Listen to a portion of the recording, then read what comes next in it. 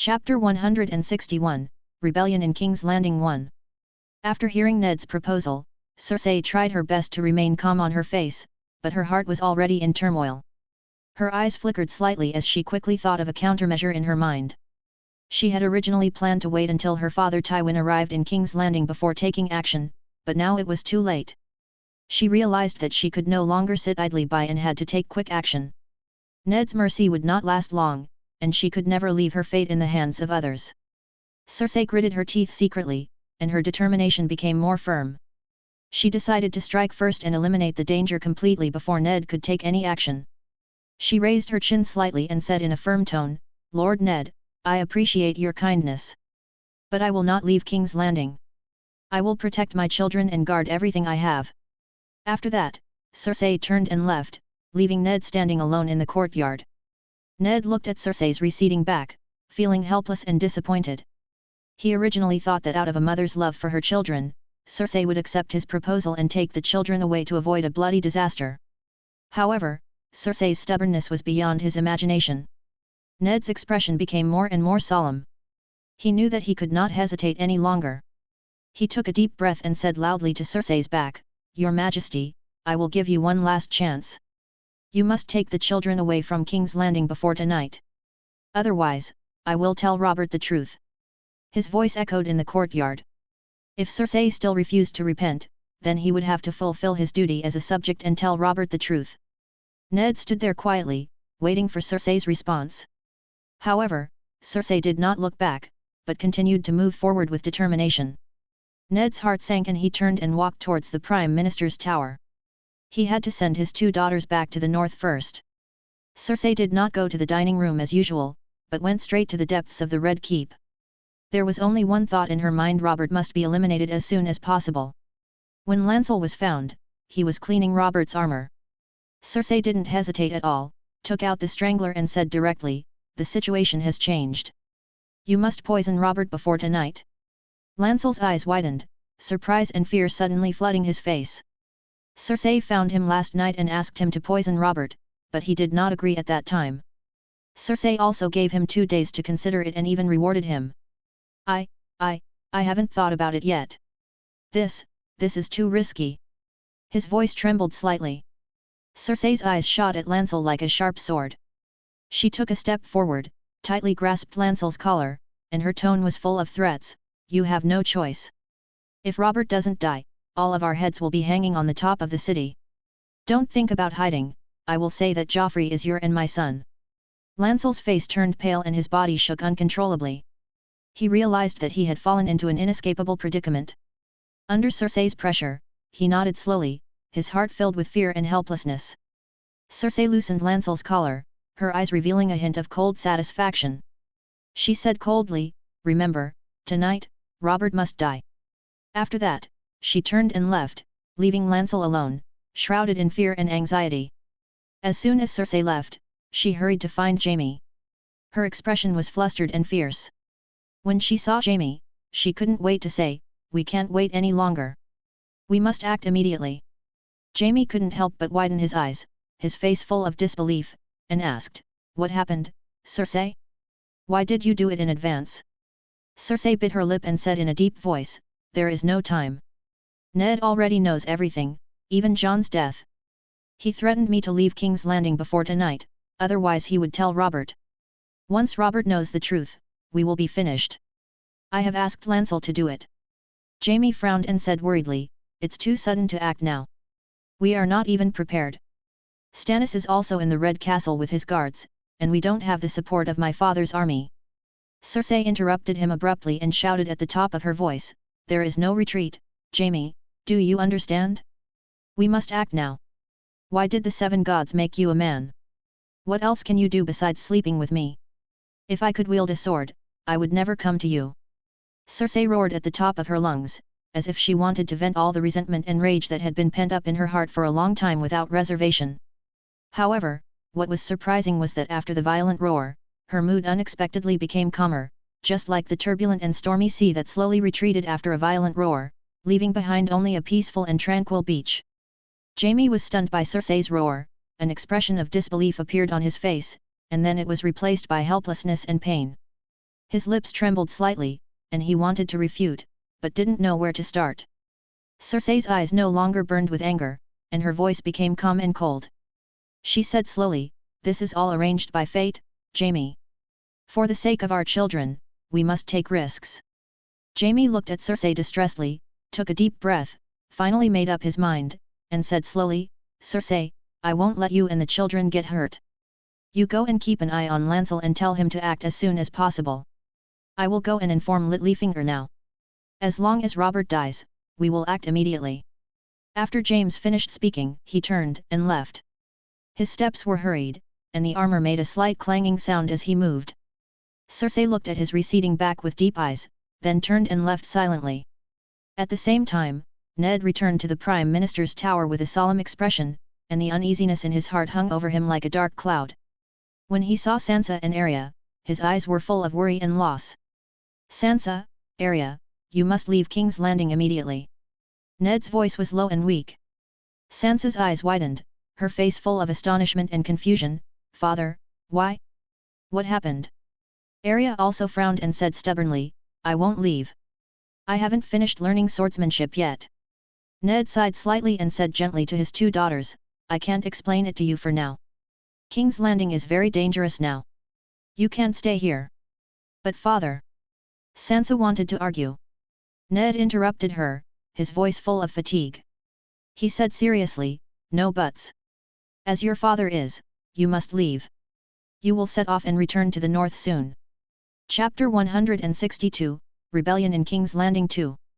Arya didn't answer after hearing this, but just looked at Ned angrily. Ned squatted down and gently stroked Arya's hair, his eyes full of guilt.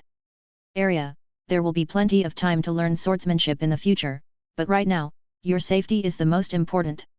I'm sorry that I can't stay with you all the time. Please listen to me for the return journey." Sansa's eyes were red. "Father, we don't want to leave you." Ned stood up, took a deep breath, and tried to keep his voice calm. "Go, girls, let the nun help you pack your things." Sansa and Arya looked at each other and left the room reluctantly. Ned sighed slowly. This time he brought 30 guards with him. They were all northerners who had followed him for many years and were loyal to him and the Stark family. They were the most trusted force in King's Landing. However, considering the safety of his daughters, he still called his captain of the guards, Jory Castle, and ordered, "I want you to select 20 men to escort my daughters out of King's Landing." Ned's voice was deep and powerful. "You will lead the team and set off immediately." Jory had his doubts after hearing this, but looking at Ned's serious expression, he nodded slightly and said seriously, "Don't worry, my lord. I will ensure their safety even if it costs my life." Ned smiled with relief and continued, "It's easy to be intercepted on land. Go hire a ship and leave by sea." Jory said solemnly, "I understand, my lord. I will arrange everything as soon as possible." At this time, the nun came in and said, "Sir, the ladies' things are packed." Ned nodded and said to Jory, "Take them away. Make sure they are safe." The two girls looked back every few steps, their eyes full of reluctance. Ned watched them leaving, with endless worry in his heart. King's Landing is located on the north bank of the Blackwater River, stretching over 3 hills, bordering the east coast and overlooking Blackwater Bay. The red fort on the top of the hill serves as the inner city, and the high walls built later serve as the outer city, forming a commanding city defense layout. King's Landing is the capital and the largest of the 5 ports. Commercial activities here are very prosperous. Cargo ships come in and out of the port, bringing goods from afar to King's Landing and shipping King's Landing's specialties to all parts of the world. However, the air in King's Landing was always filled with an unbearable smell of feces and urine, garbage piled up like mountains in the narrow streets, and sewage flowed everywhere. No one has ever counted how many people there are in King's Landing. Due to population mobility, even those in power cannot fully count the population. The people in the city were busy with their lives as usual, however, the atmosphere today was somewhat unusual. The golden-robed soldiers of the capital's garrison suddenly mobilized on a large scale in the city. They were dressed in shining armor, marched in haste, and the weapons in their hands flashed coldly in the sun. Pedestrians on the street stopped and looked at the actions of the men in golden robes in surprise. Some people began to whisper to each other, discussing this sudden change in low voices. "Is there an important person going on a trip? Why are there suddenly so many golden robes?" said an old man selling fruit with a frown. Who knows? Maybe the drunkard king is going on a trip and should stay away from these golden robes and not mess with them. A woman next to her echoed, her face full of disgust. There are 7 gates in King's Landing, and only the river gate is close to the port. At this moment, the number of gold cloaks here has increased significantly. They quickly gathered at the city gate and watched everything around them vigilantly. The Onion Knight, Davos Seaworth, was about to enter the city with his son, Mathos. He had just brought back 2 new ships from the shipyard in Seagull Town. After handing the ships over to the fleet, he was about to report to Stannis when he noticed the abnormal behavior at the city gate. Davos was born in Flea Bottom and had a natural aversion and sensitivity to golden cloaks. As he watched the golden cloaks gathering at the river gate, a trace of doubt arose in his heart. But he didn't speculate too much, thinking to himself, when I meet Lord Stannis, I will know the reason behind this. He frowned slightly and continued to walk towards the river gate. The moment Davos walked through the river gate and entered King's Landing, he was greeted by a cacophony of voices and sounds. Feeling the familiar bustle of King's Landing, Davos smiled with satisfaction, and the fatigue from a month's sailing gradually dissipated. Suddenly, a dull bell sound broke the noise. He immediately felt uneasy. In King's Landing, the bells never rang for no reason. Every time they rang, it meant something big happened. Usually, rapid and short bells mean an alarm of foreign invasion, slow and continuous bells are announcing major celebrations or ceremonies, and different rhythms and durations do have different meanings, but although Davos grew up in King's Landing, he can't fully understand every meaning of them. But when the bells rang 7 times, one after another, steadily and rhythmically, Davos' heart tightened involuntarily. He was very familiar with this bell sound. 7 bells meant the death of a great man. At the same time, as the bells rang, the golden robes who had gathered here before quickly took action. They quickly closed the city gates and set up defenses in front of the gates. The heavy city gate creaked, as if warning of the coming storm. The crowd was instantly in chaos.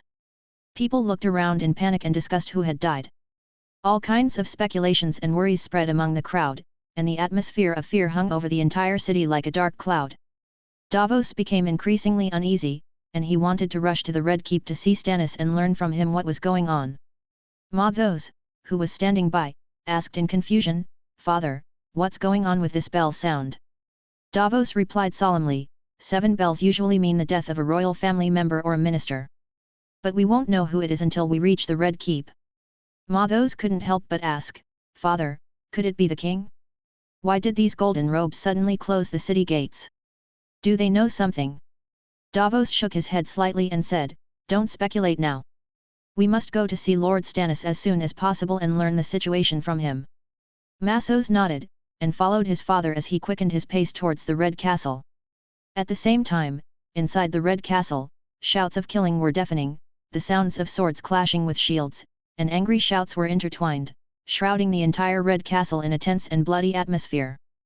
Jaime Lannister, dressed in golden armor and with a cold expression, was commanding nearly 100 soldiers in gold cloaks and from the Lannister family, and was fighting with Stannis and Ned's guards. Although the golden-robed men were numerous, their performance in the battle was disappointing, and they seemed helpless in the face of the opponent's elite guards. Chapter 163, Rebellion in King's Landing 3. Back to the past, not long after Ned sent his daughter away, he received a report from the guards that the soldiers of the Lannister family suddenly took over the gate of the Red Castle. Upon hearing this, a strong sense of uneasiness instantly surged into Ned's heart, and he was keenly aware of the seriousness of the matter. Without any hesitation, Ned hurriedly summoned the remaining guards and planned to find King Robert. Ned hurried forward in the corridors of the Red Keep with a solemn expression, but fate seemed to play a cruel joke at this moment. Before he reached Robert's residence, the confused servants in the Red Keep brought Ned the news of Robert's death. This news was like a bolt from the blue, hitting Ned's heart hard. His heart was filled with regret and sorrow, and he blamed himself for his indecision, which had cost his best friend his life. But Ned knew now was not the time to grieve and that a decision had to be made quickly. Ned quickly found Stannis and told him the secret he had just discovered. The conspiracies of the Lannister family, the struggle for power and the crisis of the kingdom were all presented to Stannis. The two did not have time to hesitate. After a brief discussion, they decided to rush to the port and use the royal fleet to quell the rebellion. When they arrived at the gate of the Red Castle, they found Jaime Lannister and his soldiers already waiting there. When the two sides met, the air was filled with tension, as if a spark could cause a huge explosion. Without any words or condemnation, Ned, whose heart was filled with grief and self-blame, pulled out the ice without hesitation and led his men to rush forward. Although they were outnumbered, the guards were much more powerful than their opponents, and in a moment the brave guards protected Stannis and rushed to the gate. James frowned, his anxiety growing stronger. He drew his sword and charged into the battle. His sword slashed like lightning, instantly knocking a guard to the ground. The sound of sword and armor hitting each other was crisp and harsh, and sparks flew everywhere. James turned his wrist and swung the sword again, accurately stabbing the other man's throat. The other person's eyes widened in horror, but before he could react, he slowly fell down. Then he walked towards Ned, and Ned's eyes flashed with determination. He immediately raised the ice and stepped forward. At this moment, a golden-robed man stabbed out from the side like a venomous snake. Ned was not careful and was stabbed in the thigh by the enemy's spear. At that moment, the severe pain spread throughout his body like an electric current. He knelt down in pain, and blood instantly stained his trouser legs red. The sharp blade of the spear pierced deeply into his flesh, and the pain made his body tremble continuously. Every tremor seemed to tell of his unyielding and tenaciousness. There were only 2 guards left from the north. When they saw Ned was injured, they gave up their opponents without hesitation and came to rescue Ned. However, their bravery did not bring victory. The enemy's spears came like a tide and pierced them to death. Their bodies fell to the ground, and their blood dyed the earth red, as if adding a touch of tragic color to this brutal battle. At this moment, Stannis's guards have been reduced to 5 people. Fortunately, they successfully opened the gate, but this also attracted countless enemies to swarm in. They guarded Stannis tightly and built a last line of defense for him with their lives. Looking at the northern guards lying in a pool of blood, Ned felt more and more guilty. He knew that these brave men did not need to die. It was his kindness and hesitation that made them fall here. Ned tightly grasped the ice in his hand. The cold touch seemed to remind him of his responsibility. He stood up suddenly, swung the ice, and slashed at the golden robe that attacked him. The ice drew a sharp arc in the air, carrying endless anger and power. The enemy tried to dodge in fear, but Ned's sword was too fast and beheaded him directly. As blood rained down from the sky, Ned endured the pain and knocked down a golden-cloaked man, blocking Stannis. He shouted loudly, "Stannis, go!" His voice echoed on the battlefield, full of determination and resoluteness. Stannis hesitated for only a moment before turning away, and the guards beside him also consciously sent 3 people to cover Ned's retreat. However, just as Stannis rushed out of the Red Keep, a group of gold cloaks with bows and arrows hurried over. They quickly drew their bows and aimed their arrows at Stannis and his guards. Sharp arrows flew like locusts, and Stannis, who was unprepared, was hit by several arrows in an instant, and one arrow hit his neck. Blood continued to flow from the wound, his body shook for a few times, and finally, he fell down weakly. The wind on the battlefield seemed to stop at this moment, and the air was filled with the smell of blood and death. Watching Stannis's death, Ned unconsciously loosened his grip on ice. The 2-handed sword made of Valyrian steel slammed heavily to the ground with a dull sound, as if playing the final elegy for this tragedy. In the distance, Davos and his son, who had just arrived at the Red Castle, witnessed Stannis' death. The angry Mathos was about to draw his sword, but was forcibly held down by Davos. "Don't be impulsive. Lord Stannis is dead. We must leave." Davos' voice was low and calm. Then he forcibly dragged Mathos away, and their figures disappeared in the chaotic crowd. Jaime kicked Ned down and ordered the soldiers beside him, "Take him away and ask Pycelle to treat his wounds. The hand of the king cannot die from excessive blood loss." The narrow sea dragonstone in the sky, the thick clouds were like a huge grey scroll, pressing low over the sea. Gawain's fleet surrounded Dragonstone tightly, leaving no escape. On the sea, warships were closely arranged, like an indestructible wall. Soldiers on the ships kept operating crossbows and catapults, pouring firepower on the shore. The scene was like a violent storm, sweeping over Dragonstone Island mercilessly. Dragonstone was in a desperate situation. Not long ago, the enemy fleet suddenly appeared on the sea, instantly breaking the tranquility of Dragonstone.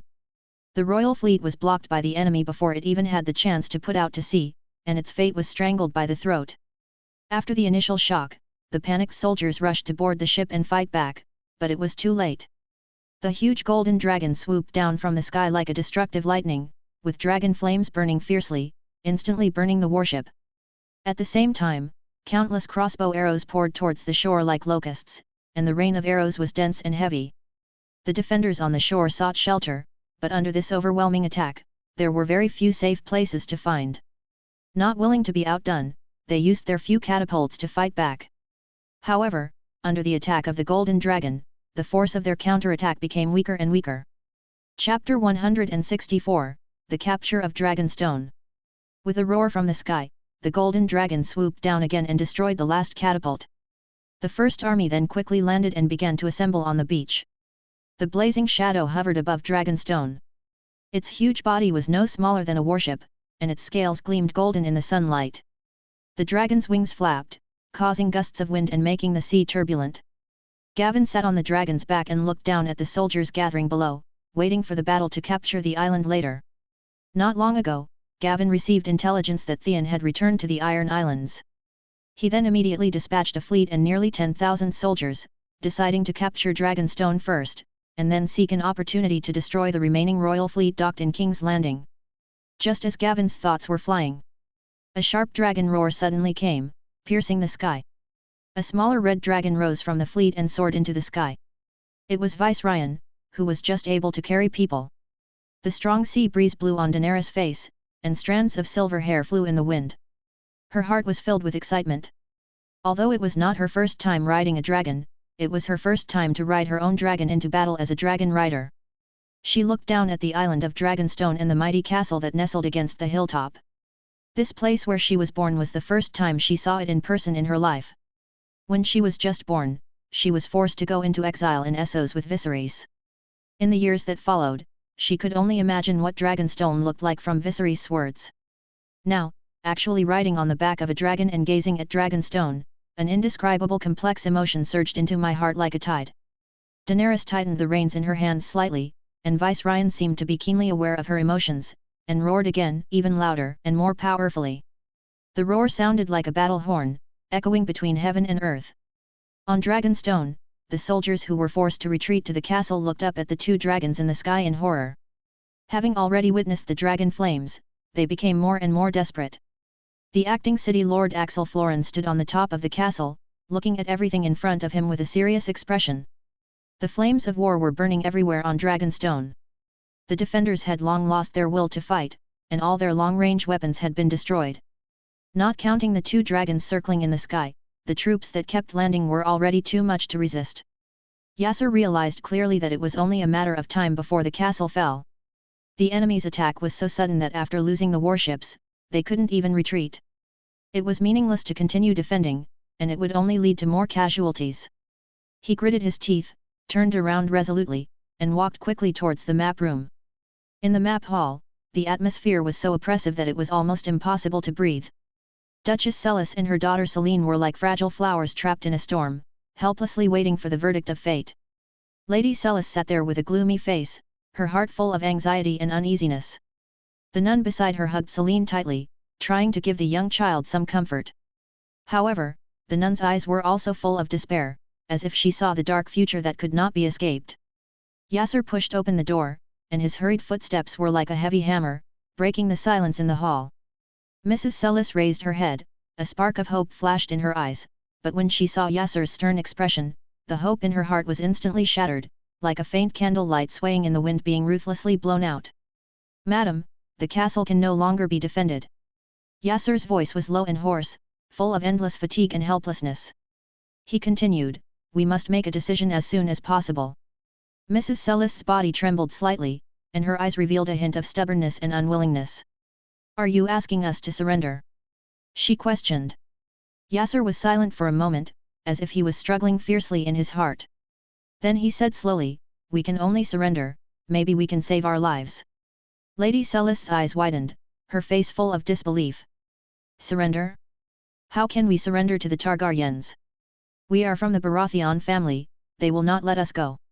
Her words were full of adherence to family honor and fear of the enemy. Yasser sighed helplessly. He knew that Lady Celis's worries were not unreasonable, but they had no other choice. He said, "Madam, we have no other choice now. Continuing to resist will only lead to our death. Surrender may be a way out."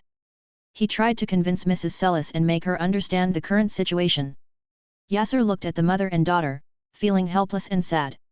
He knew that their fate was no longer in his control. But he had to do his best to give them a chance of survival. Looking at the troubled Lady Sellis, Yasser urged, "Madam, time is running out. We must make a decision as soon as possible." Lady Sellis bit her lips tightly, struggling internally. Various possible consequences emerged in her mind, each of which frightened her. Finally, she nodded helplessly, "Okay, you go and negotiate with the other party. As long as our lives are guaranteed, I can give up the castle." Yasser breathed a sigh of relief, and immediately turned around, preparing to leave the city to negotiate with the other party. He knew that if he surrendered, the other party would most likely guarantee the safety of everyone, except Shireen, who was a little uncertain. Gawain's queen is Daenerys Targaryen, who was born on Dragonstone. Considering the hatred between the two families, the other party may let everyone go, but may not let Shireen go. No one can predict what the fate of this young girl will be. A white flag was hoisted on the city wall. With a nervous mood, Yasser walked out of the castle alone and walked down the winding stairs. Suddenly a roar came from the sky, and a blazing shadow fell from the sky, stepping on the handrails on both sides of the stairs with its powerful claws, and roared at Asel. The huge sound exploded in the air like thunder, making Asel's eardrums buzz. Yasser was almost frightened to collapse on the ground after coming into close contact with the dragon. He took a deep breath and tried to calm himself down. At this moment, Daenerys rode Viceroy and slowly landed. Her eyes were majestic and firm, and her silver hair shone in the sun. Gavin jumped off Jia Ying's back and stood in front of Yasser. Axel calmed himself, bowed respectfully, and said, "I am the acting lord of Dragonstone, Axel Florin. I am here to negotiate on behalf of Lady Sellis. As long as the safety of everyone in the castle can be guaranteed, we are willing to surrender and hand over the castle." Chapter 165. Bad news. Gavin nodded slightly and said, "Sir Axel, Dragonstone originally belonged to the Targaryen family. The Baratheon family has occupied it for a long time, and now it is time to return it. As long as you open the castle gate and lay down your weapons, I can promise your safety." Yasser was relieved to hear this and said, "Thank you for your mercy, your majesty." Then he looked at Daenerys and said, "Queen Daenerys welcomes you back to Dragonstone. Lady Shireen is also in the castle. She should not have to bear the consequences of her family's hatred." Daenerys looked at Axel and said, "You should address me as your majesty. Also, are you talking about Shireen Baratheon?" Yasser's heart tightened, and he said, "Yes, your majesty, Miss Shireen is just a child, she should not be involved in this fight." Daenerys was silent for a moment, then said, "I will not spread my hatred to the descendants of Baratheon, nor will I harm an innocent person. Sir Axel can rest assured that I will not harm Shireen, but she cannot leave the castle." Axel felt relieved and nodded quickly, "Thank you for your tolerance. Dragonstone is at your service." After the negotiations, Yasser hurried back to the castle, told Lady Sellis the results of the negotiations, and ordered the soldiers to lay down their weapons and open the castle gates. As the city gate slowly opened, the soldiers of the First Legion formed neat rows and entered the castle passage one by one. The footsteps echoed off the stone floor of the castle, making a dull, rhythmic sound, announcing the beginning of a new reign. After making sure that the castle was under complete control, Gavin and his party were about to enter the castle. "Seal off Dragonstone tightly, seize any ships that come here, and send people to patrol the nearby waters to make sure no ships can send out messages. The fleet will rest and set off before dark, and make sure to arrive at King's Landing before dawn," Gavin ordered before leaving. His voice was steady and powerful, full of determination. After hearing this, Hassan nodded and said, "Yes, your majesty, I will arrange it right away." Hassan turned and left. Then Gavin looked at Daenerys, who could not wait any longer, and a smile appeared on his face. The castle on Dragonstone was the earliest castle of the Targaryen family, and it also had special meaning to Daenerys. Gavin walked forward, took Daenerys' hand and walked towards the castle, smiling as he walked, "Come on. Take me to visit Dragonstone, the island of the Targaryen family." His tone was full of tenderness and expectation. Daenerys hurried to catch up and said, "You are teasing me again. I have only heard Viserys tell me about this place. I heard that the dragon cave here is very large. We will go and see it later, but I want to see Sellis and her daughter Shireen first." Gavin nodded slightly and said, "You can go and meet them later." After all, they have surrendered. Celis is fine, but Shireen is a Baratheon after all, and she is a little girl. I will lead the team to King's Landing later, and Dragonstone will be handed over to you. Daenerys nodded slightly and said, Don't worry, I'll take care of this place. You have to be careful in King's Landing. Gavin gave her a reassuring look and said, I'll be careful. If everything goes well, I'll be back in 2 days. As they talked, they walked towards the castle. Brienne walked into the castle in full armor, her armor gleaming in the sun. It was a pity that the First Legion she commanded had never experienced combat, but during the landing and control of the castle just now, the team moved quickly and without panic. The First Legion had transformed from slaves into soldiers, and the training during this period was obviously very effective. Brienne was still very satisfied. As she walked out of the castle passage, she met Axel who was waiting for her. Axel saw Brienne and was surprised. Brienne? You are Brienne of Tarth, why are you here? He asked in confusion. Yasser, who was meeting the other commander, was full of confusion. He thought the other commander would be the naval commander Hassan, but he didn't expect it to be the famous beauty of Tarth. Could it be that the House of Tarth had already taken sides? Earl Selwyn really dared to bet. Brienne raised her chin slightly and answered solemnly, I have long been loyal to Her Majesty Daenerys. Now that Her Majesty has returned, I will fight for her. Her voice was firm and powerful, full of loyalty.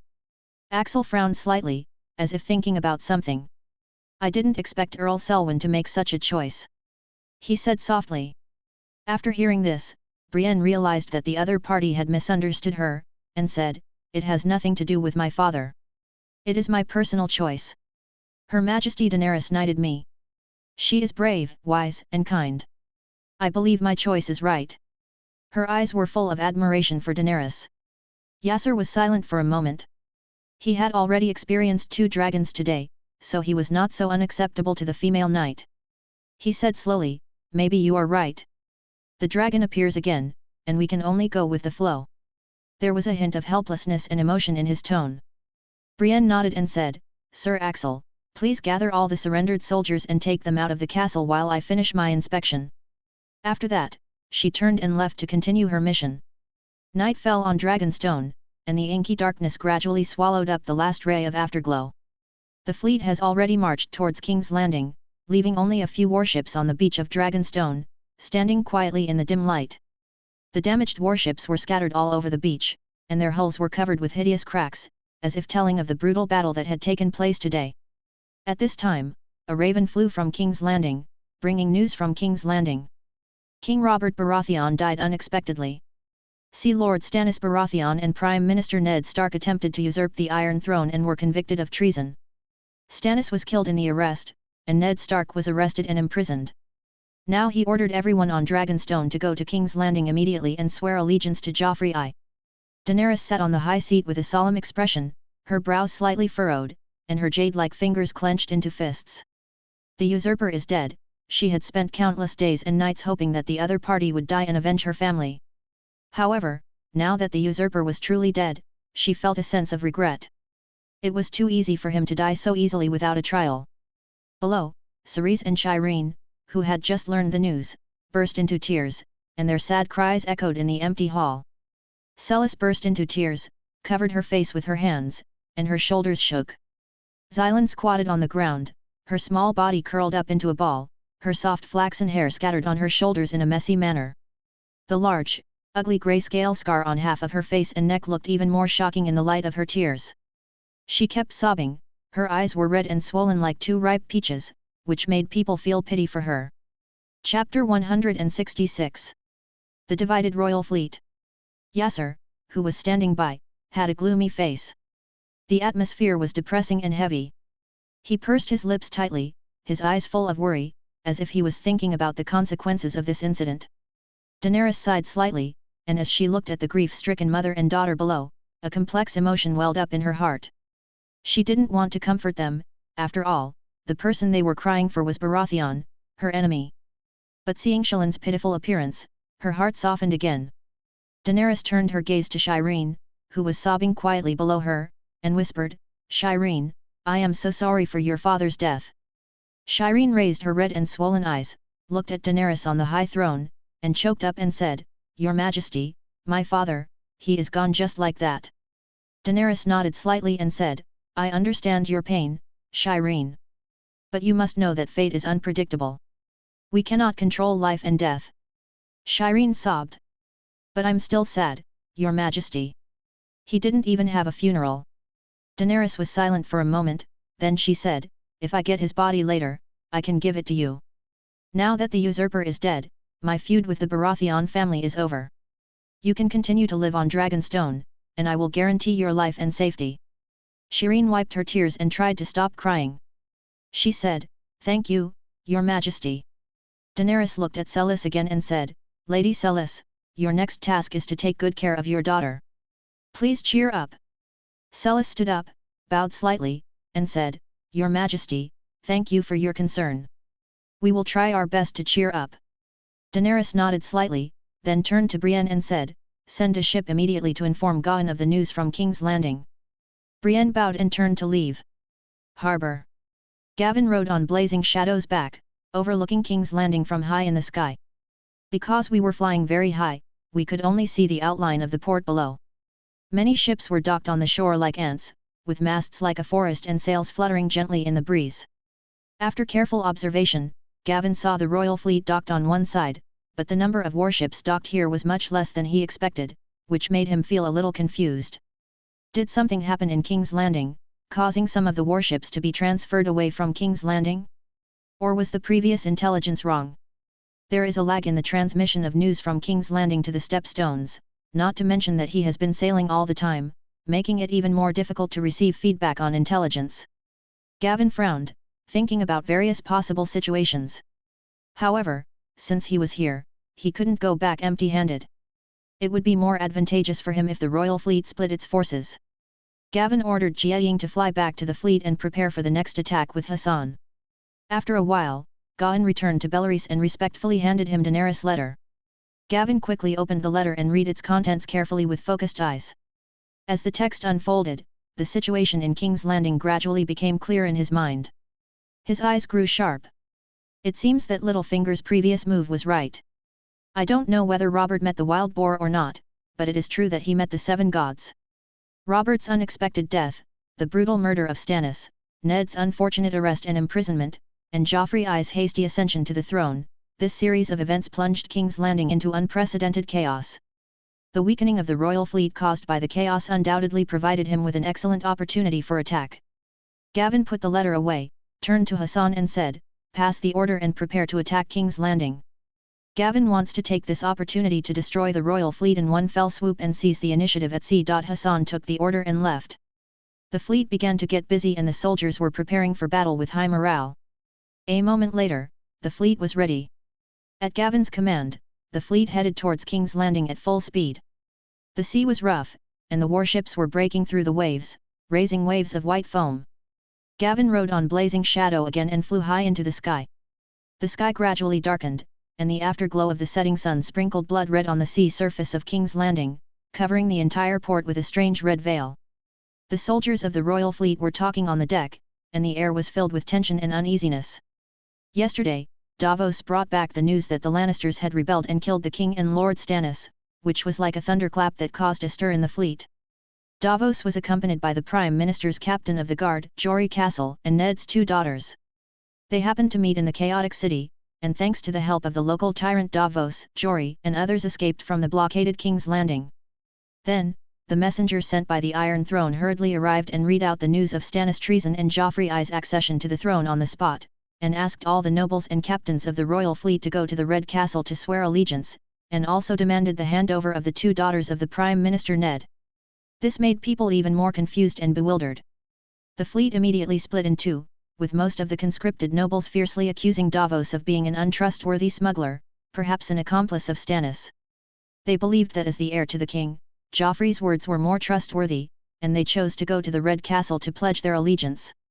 However, a small number of Stannis's vassals firmly refused to believe that Stannis would commit treason, and they angrily advocated revenge for Stannis.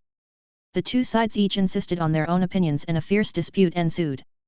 No one could convince the other, and emotions became increasingly agitated, to the point of a conflict about to break out.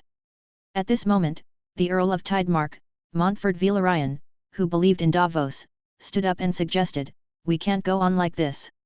The gold cloaks haven't arrived yet, and the royal fleet is about to erupt in civil strife. I don't believe Lord Stannis is guilty of treason, but King's Landing is obviously no longer safe. I suggest that we leave King's Landing first. With the 2 young ladies of the Stark family here, we can go north to meet up with the White Harbour fleet and at the same time go to Dragonstone. There are more than 40 warships there, which can ensure the safety of Dragonstone. When we return, we will go back to King's Landing together to avenge Lord Stannis." His proposal was recognized by Davos and others, who nodded in agreement. After all, even if they wanted to take revenge at this time, the troops they could control were seriously insufficient. The strength of the team loyal to Stannis has always been pitifully small, and some of them were left on Dragonstone. Afterwards, Lord Montfort Villaraian, disregarding the orders of the Iron Throne, led some warships out of King's Landing and headed north. Most of the nobles and captains of the remaining royal fleet went to the Red Castle, and the soldiers who had lost their command had no interest in stopping the other side from leaving. Chapter 167, King's Landing.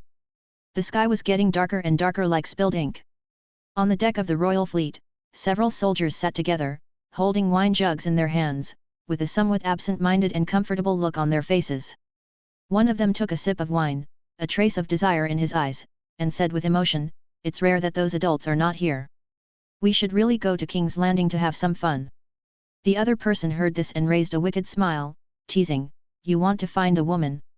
The man blushed and was about to retort when another person interrupted, "We can't find it even if we want to. The gold cloaks are guarding all the gates of King's Landing tightly. We can't get in at all." At this time, an old soldier spoke. His voice was steady and slightly mysterious. "In fact, you don't have to go through the main gate to enter King's Landing. Think about how Knight Davos got out." When the others heard this, their eyes suddenly lit up, and they immediately urged the old soldier to lead them there. The old soldier remained silent, with a hint of cunning in his eyes.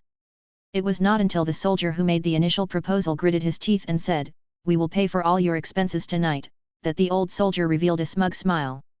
Just as they were discussing enthusiastically how to go to King's Landing for fun, Gavin came to the sky above King's Landing again.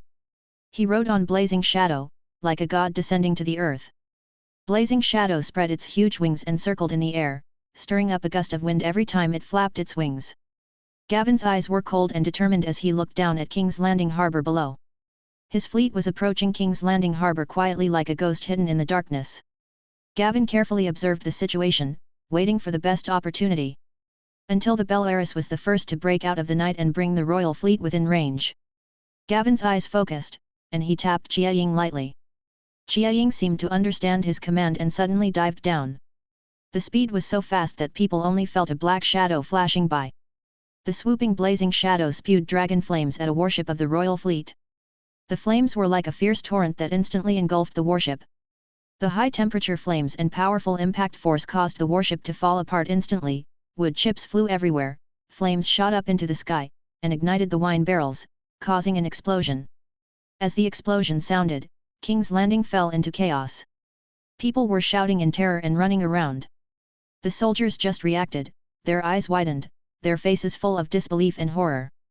But by then, it was too late. Gavin's fleet had already emerged from the night, attacking the defenseless royal fleet like a group of ferocious sharks. The crossbows were like roaring beasts, continuously pouring rain of arrows at the warships of the royal fleet. Those sharp arrows were like deadly ghosts, cutting through the air with a sharp whistling sound. The powerful penetrating force caused wood chips to fly everywhere, and some soldiers were even pierced by flying crossbow arrows. They fell to the ground in pain, screaming miserably, and these screams intensified the panic of others. The flags on the warships fluttered weakly in the wind. The warships of the royal fleet were riddled with holes and wood chips flying everywhere under the baptism of rain of arrows. Chaos spread like a surging tide. The soldiers who had lost their command had fear in their eyes. Under this sudden attack, they did not fight back, but chose to escape at the first opportunity. As the first man took the lead in escaping, more and more soldiers joined the fleeing team. They rushed to the shore like a group of disturbed ants. Some people were so panicked that they jumped directly from the boat into the sea, splashing high into the water. Those who jumped off the warship struggled hard in the sea and swam towards King's Landing desperately, as if that was their only lifeline. The once majestic warships have now become a nightmare place that soldiers are eager to escape from. At this time, Gavin was riding on blazing shadow in the sky, looking at the chaotic royal fleet below with no mercy in his eyes. The blazing shadow opened its huge mouth again and poured out dragon flames towards the warships. The blazing flames were like sharp swords, instantly setting the warships on fire. In a short while, another 6 or 7 warships were destroyed by the high-temperature flames and powerful impact. The hulls were broken, the wooden boards were blown away, and the flames shot up into the sky, illuminating the entire King's Landing harbor. As flames shot up into the sky and screams were heard from the port, the golden-robed men guarding the city walls became alert instantly. They stared with wide eyes at the chaos and terror in the direction of the port. Soon, a soldier in a gold robe reacted and immediately sounded the alarm of an enemy attack. The heavy bell sounded in the night sky and spread throughout King's Landing. Although the soldiers were very panicked, the officer on duty quickly stood out from the panicked crowd. He shouted loudly, "Don't panic! Prepare the dragon-hunting crossbows." Under the command of the officers, the soldiers acted in a hurry. "Quick, take out the crossbow!" The soldiers hurriedly opened the armory and took out the crossbows. In the panic, many of them knocked over the objects beside them. They hurriedly adjusted the crossbows and pushed out the giant crossbow specially used to shoot dragons. "Aim towards the port!" The officer ordered again. The soldiers pushed the crossbow with great effort, aiming it at the port. However, their hands were still shaking slightly, and their eyes were filled with fear. "Sir, that is really a dragon. Is this crossbow useful?" a soldier asked in a trembling voice. "I don't know. As long as we can deter the dragon riders from attacking us, that'll be enough," the officer replied nervously. Under the command of the officers, the soldiers, although panicked, gradually stabilized their position and nervously waited for the enemy's further actions. The blazing shadow continued to rage over the port, turning the entire port into a sea of fire.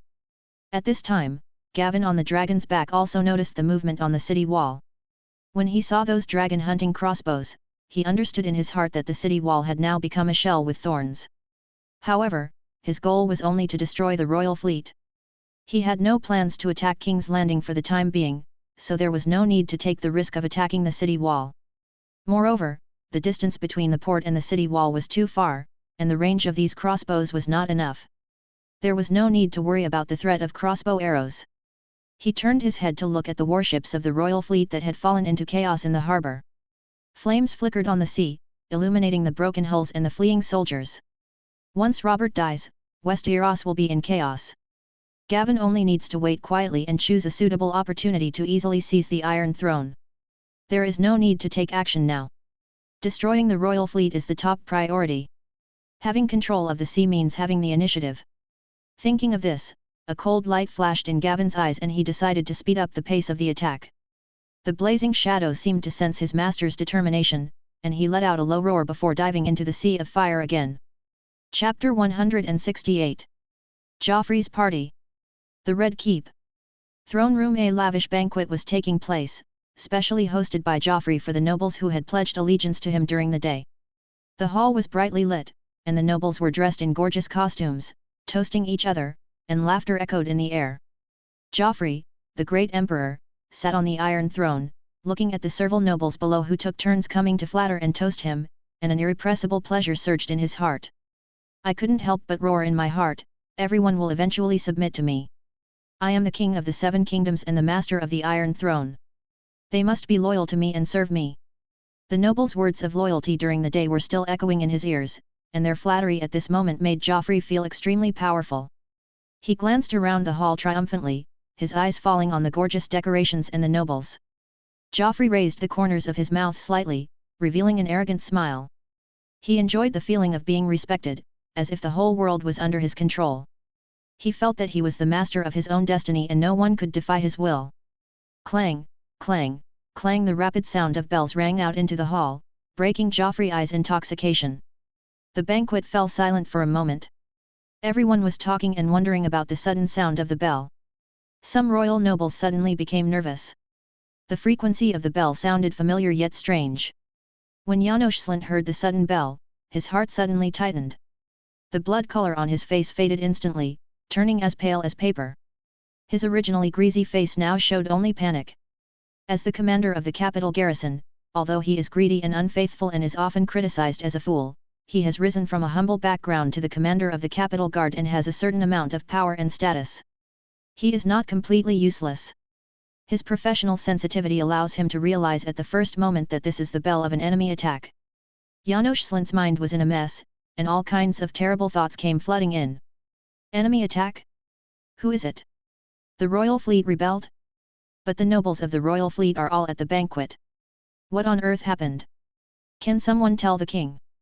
Joffrey's impatient voice came from the Iron Throne. The bell rang at such an inopportune time. Its rapid frequency disturbed his banquet and his interest. The rapid bell made him feel uneasy and angry. Everyone at the banquet fell silent when they heard the king's question. Your Majesty. This is the bell of enemy attack. Silent's voice trembled, breaking the quiet atmosphere of the banquet. The nobles stopped what they were doing, the smiles on their faces froze instantly, and they began to whisper to each other. There was a commotion in the hall, and everyone looked at Joffrey nervously, waiting for the king's instructions. When Joffrey heard what Janos said, his face suddenly darkened. He glared at Janos, as if he wanted to vent all his anger on the commander of the capital's garrison. Enemy attack? In my king's landing? Who is so bold? His voice was filled with anger and majesty. The nobles looked at each other, their hearts filled with fear and anxiety. This sudden enemy attack broke their original peace and made them fall into deep panic. Janos lowered his head in panic, beads of sweat appearing on his forehead. He tried to calm himself down and started thinking about how to answer. Jaime on the side interrupted and said, Your Majesty, we must strengthen our defences immediately, close the gate of the Red Castle, and send someone to check for news. Jaime Lannister's words saved Janos, who was in trouble. He couldn't help but breathe a sigh of relief. He was instinctively afraid of the moody Joffrey. Joffrey stood up from the Iron Throne with a defiant look on his face, like a proud lion. He shouted, I am the king. Someone dares to attack the king's capital. I will personally chop off his head. His words were full of arrogance, as if the whole world was under his control. Hearing Joffrey's words, Cersei, who had been promoted to the Queen Mother, immediately became nervous. Her eyes were full of worry and anxiety. Seeing Joffrey's impulsiveness, she hurriedly said, Joffrey, you can't go. You are the king, and your safety is related to the fate of the entire kingdom. Joffrey looked at Cersei with dissatisfaction and said loudly, Mother, I am the king. I cannot let others invade my capital and do nothing. I will let them know how powerful I am. Cersei patiently advised, Joffrey, it's too dangerous for you to go out now. We don't know who the enemy is or how many there are. The king should stay in the Red Keep and command the soldiers to fight. Joffrey frowned, but still said unwillingly, I am the king, I can defeat them. Peter on the side said respectfully, Your Majesty, we never doubt your courage and strength, but you have loyal Kingsguard and commanders you can trust. Just leave these matters to them. You only need to sit on the Iron Throne. The Red Castle also needs the king's protection. Seeing this, other nobles also stepped forward to dissuade him, and finally persuaded Joffrey to stay in the Red Castle and no longer go out to cause trouble. Joffrey was dissatisfied. He sat back on the Iron Throne with a gloomy look on his face. Jaime ordered the defense of the Red Keep to be strengthened, then rode his horse and led his soldiers towards the direction where the bell came from. As soon as he walked out of the Red Castle gate, Jaime saw several gold-cloaked men running towards him in a panic. Their faces were pale and their eyes were full of fear, as if something terrible was chasing them from behind. When the golden robes saw the fully armed James, they rushed forward as if they had found their savior. Sir Jaime! Enemy attack! The dragon is breathing fire! A man in a golden robe shouted in a trembling voice, his face full of panic. Dragon? Enemy attack?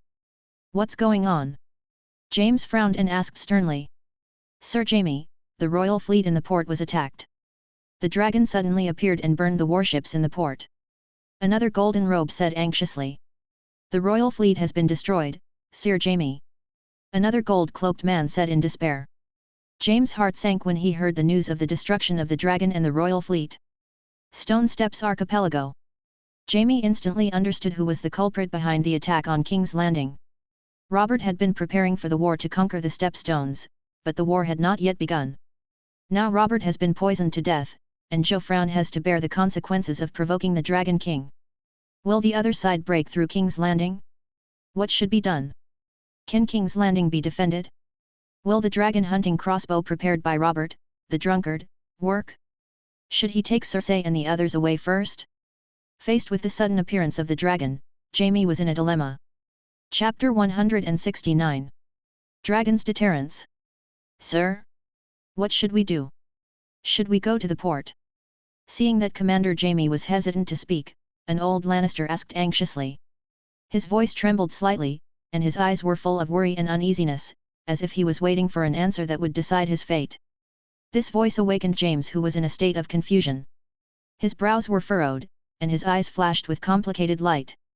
Let's go and check out the situation first. After all, he also knows some information about Gavin. The dragon was far smaller than the legendary Black Death. James, who had never faced a dragon, always believed in his heart that it was just a huge beast. With a dragon hunting crossbow, it may be possible to shoot it down, just like the Dornishmen did in history. What he was really worried about was how many troops the other side had landed. The intelligence he had learned before was that although the Stone Steps Islands fleet was very powerful, it was only at sea. Although they were capable of attacking any coastal town, the Stepstones' main combat power was the navy and warships. After landing, they would be no match for the Knights of Westeros, which was Robert's reason for daring to start a war. As long as they could suppress the enemy's fleet in a naval battle, landing would be as easy as suppressing the rebellion in the Iron Islands. Thinking of this, James said coldly, "You go and report the news to the Red Castle, and the rest of you, follow me to the port to take a look." "But, Sir Jaime, is that a dragon?" said a golden-cloaked man who had escaped back with a worried look on his face. His voice was filled with fear, as if the dragon was an invincible demon. Hearing the gold-cloaked man's complaints, James's irritation seemed to have found a way to vent. With his eyes wide open, he whipped the gold-cloaked man in the face with a whip and shouted, "No matter what, it is your duty to protect King's Landing and the king. There are enough dragon-hunting crossbows on the city wall to fight back.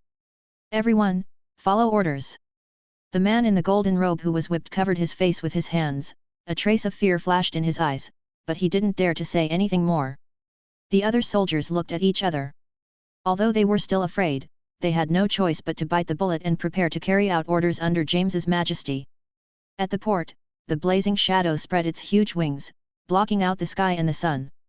Blazing flames continued to spew out of its mouth, and the blazing flames were like a torrent of destruction, sweeping away everything.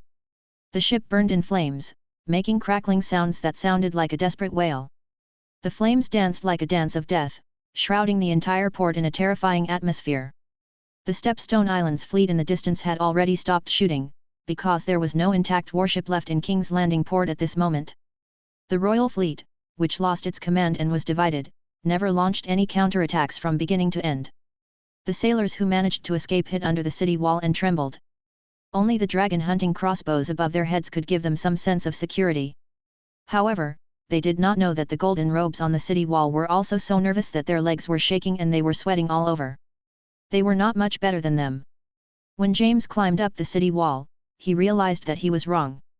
In the dark night, the sea of fire made the sky red as blood, as if it was the end of the world. In this doomsday scene, the figure of the dragon looked particularly hideous and terrifying. Although he was still a long distance away from the dragon, the other party's huge body that covered the sky and the sun still caused a great impact on his heart. That mountain-like body seemed to contain endless power, and every scale flashed a mysterious and dangerous light under the light of the fire. The dragon's agile and flexible speed made him deeply doubt the effectiveness of the dragon-hunting crossbow. James imagined the slow-firing speed of the dragon-hunting crossbow, and a feeling of despair surged in his heart. Facing such a flexible dragon, could the dragon-hunting crossbow really hit it?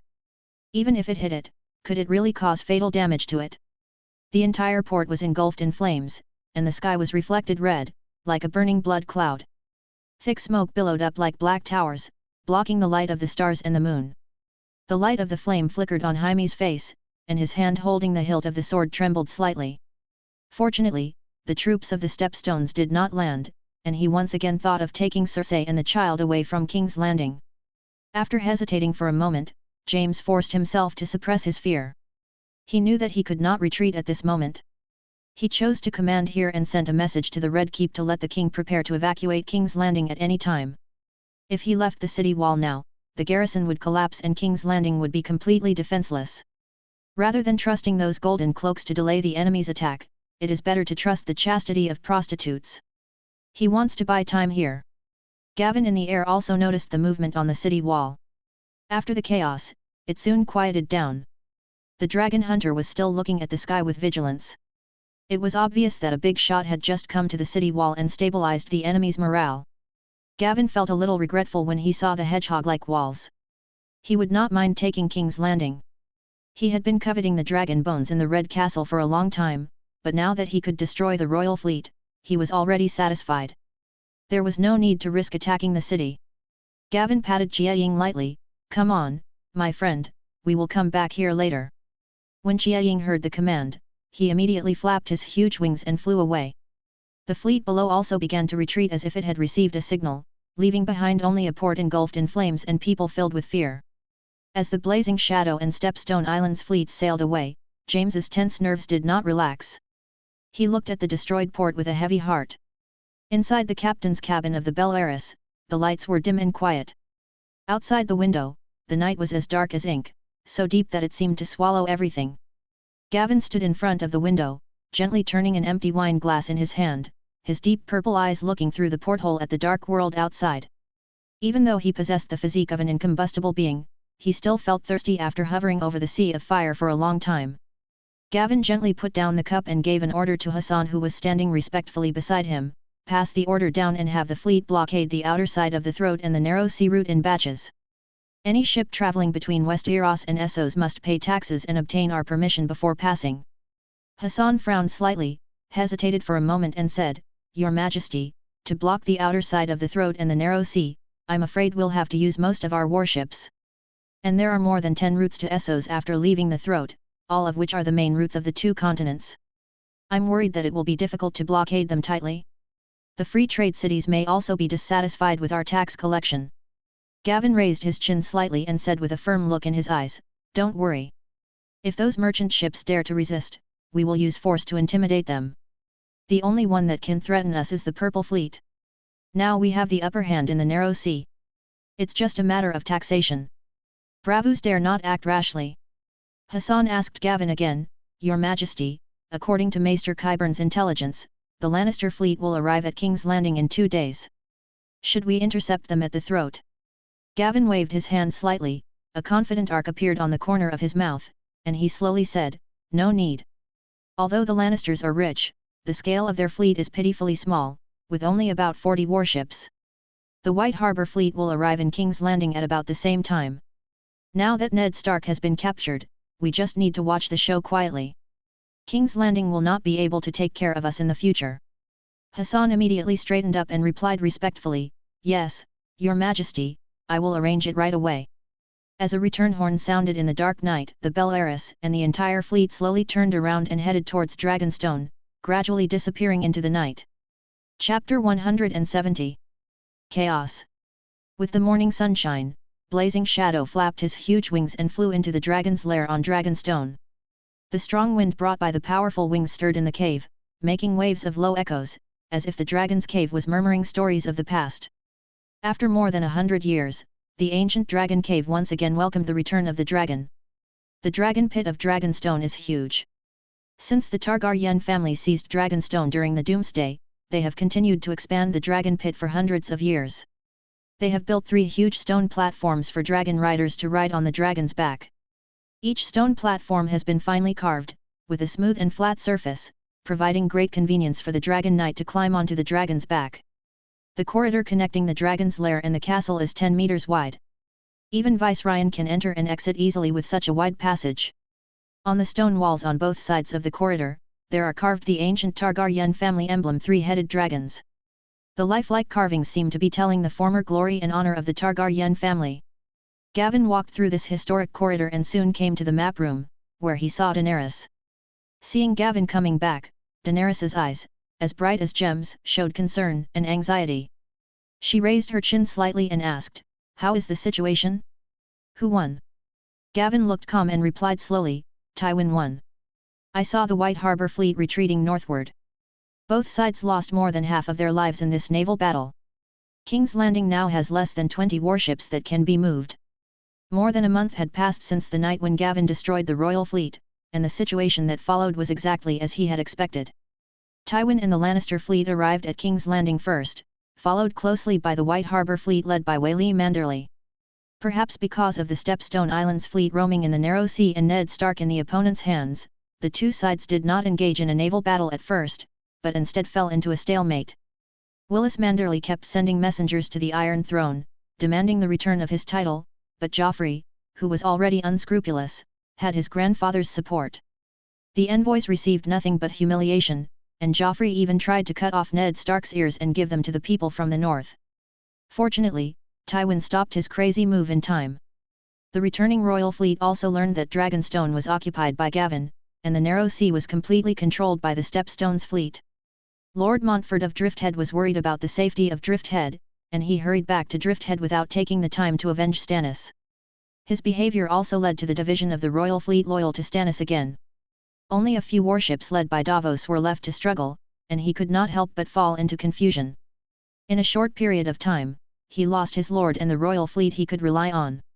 After Dragonstone was occupied, he lost his retreat, and the group that was originally loyal to Stannis fell apart. The two sides confronted each other for a month. The White Harbour fleet was forced to not get supplies and could not bring Ned back peacefully. In desperation, Wayley Manderley launched an attack, trying to take back Ned Stark from King's Landing, but was defeated by the Lannister fleet relying on King's Landing and was forced to return to the north. Hearing the name Tywin, Daenerys's delicate face wrinkled slightly, and a glimmer of hatred flashed in her eyes, as if there was a flame burning in them. It was because her father trusted Tywin that King's Landing was attacked. The Lannister army not only looted King's Landing, but also brutally killed her sister-in-law and nephews and nieces whom she had never met. Daenerys asked, "So, King's Landing is controlled by the Lannisters. Should we take any action?" Her voice was cold and firm, with a hint of urgency and worry. After hearing this, Gavin showed a calm smile on his face. He shook his head gently and said, "No hurry. Since Tywin has already entered King's Landing, he can't get out easily. He came to King's Landing by boat, and he didn't bring many troops with him. I have already asked Hassan to completely block the throat, and no ship can escape. He can't transfer troops from the westerly, as there is an entire riverland between the two sides. King's Landing is now surrounded by enemies, and the only controllable kingdom is also unstable and turbulent." His words were steady and powerful, revealing full confidence and strategy. After hearing this, Daenerys nodded slightly, her silver hair swaying gently like a waterfall. She obviously agreed with Gavin's point of view. Then, she took out a letter. The letter paper was as white as snow, and the edges were decorated with delicate patterns. She handed the letter to Gavin and said, "This is the information sent by the River Reach. The nobles of the Stormlands are already gathering their troops." Gavin took the letter and read it carefully sentence by sentence. The letter was written by Margaret and conveyed some intelligence and speculations of Lady Olenna. Renly Baratheon sent ravens to all the nobles of the Seven Kingdoms, claiming that Joffrey was a bastard of the Lannisters born to the Queen and her brother, and that he was neither Robert's son nor the heir of the Iron Throne. The Lannisters conspired to usurp the Iron Throne, murdered his brother Robert and Stannis, and imprisoned the Prime Minister Ned Stark. And he, Renly Baratheon, was the only legitimate heir to the Iron Throne, and called on all the nobles to send troops to fight against the traitors in King's Landing. Renly proclaimed himself king at Storm's End, calling himself Renly I. He then summoned his vassals and assembled his army. Although he failed to gain the full support of the Reach as in the original plot, he still assembled 40,000 troops from the Stormlands and gathered them in Bronzegate City, ready to attack King's Landing at any time. On the other hand, Tywin of King's Landing only brought 10,000 Lannister soldiers with him when he entered King's Landing. Together with the troops summoned from the Crown and the capital garrison, the number of troops guarding King's Landing was only 20,000. Lady Olenna guessed that it would be difficult for the enemy to defend King's Landing. Tywin's brother Kevan Lannister, who was far away in the west, also recruited 40,000 troops out of the Golden Tooth, but was met with stubborn resistance from the nobles of the Riverlands. Although the Riverland army led by Edmure Tully suffered repeated setbacks, it still successfully blocked the Westerlands from rushing to King's Landing. "I'm afraid it will be difficult for these reinforcements to support King's Landing in a short period of time. Robb Stark, the acting Lord of Winterfell and Ned Stark's eldest son and heir, has assembled 20,000 northern troops and is heading south, and is expected to have just passed the Neck. But if he wants to join the battlefield quickly, he needs to pass through the Twins. Lady Olenna guessed that he would most likely go straight to King's Landing from the King's Road and force Tywin to return his father. Except for the valley, everyone in the Deer, Wolf, Eagle, and Fish Alliance took action. Intelligence about the Vale is unknown, except that the Iron Throne sent Peter Baelish to the Eyrie. Chapter 171. Davos's Visit. One of them was a letter from Lady Olenna, in which she spoke earnestly, mentioning that she had not anticipated Robert's sudden death at all, and that the current situation was undoubtedly a perfect opportunity in her opinion. She promised that as long as Gavin married Marjorie as queen, the Reach would be able to quickly recruit 50,000 troops at any time to fully support Gavin in seizing the Iron Throne. Gavin fell into deep thought, and after a moment, he made a decision. It would not be wise to act rashly at this time. Although he had already seized the initiative, King's Landing had now become a powder keg that could explode at any time. Various forces were fighting for it. Letting them consume each other's strength was the most appropriate choice. Once the news of Gawain marrying Marjorie gets out, Renly of the Stormlands is likely to change his original plan and no longer march towards King's Landing, which will undoubtedly disrupt his carefully planned chess game. Gavin slowly put down the letter in his hand, raised his head slightly, and his eyes turned to Daenerys beside him. Daenerys is like a blooming flower, beautiful and moving, and her purple eyes are like deep lakes. Gavin asked softly, "Did Coben send back any information?" His voice was low and gentle, with a hint of imperceptible urgency.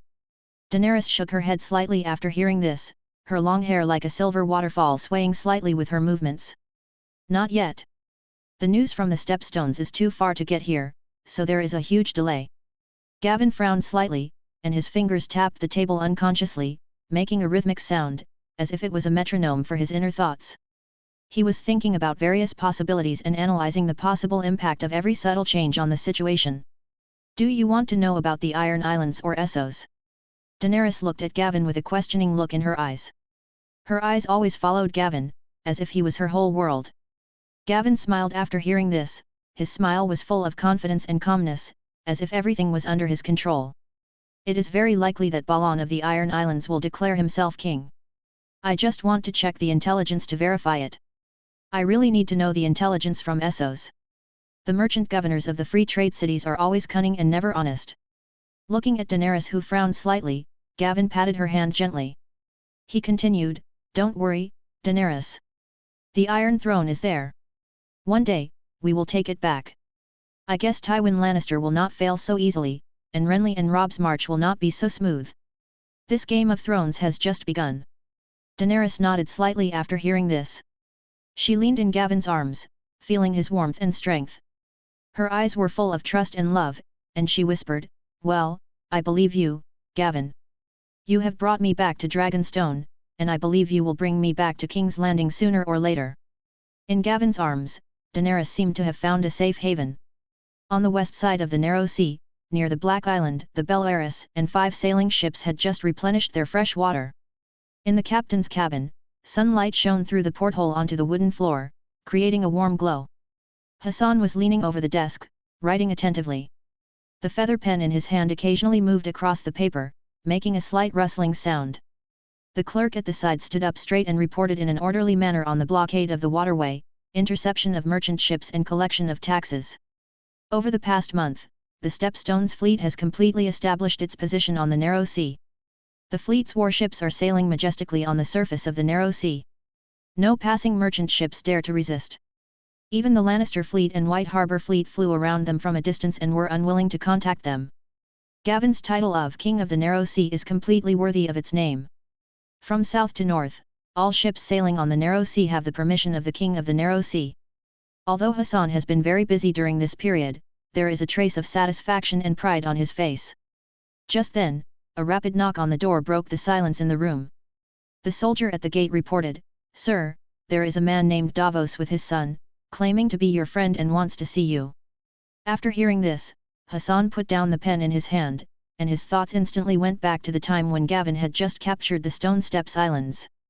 At that time, the Stepstones and the royal fleet had a honeymoon period, and the two sides worked together to eliminate pirates. The people involved in the collaboration were Hassan and Davos. The two knew each other at that time, admired each other, and became friends. However, later on, Gavin's relationship with the Iron Throne deteriorated sharply, and the two sides lost contact. Thinking of Davos' current situation, since he came to him, he must have been in trouble. Thinking of this, Hassan decided to meet him. He said calmly, "Go and invite Sir Davos and his son in. Be polite." Hassan then asked all the servants and clerks in the captain's room to leave. After a while, the guard led Davos and his son into the captain's room.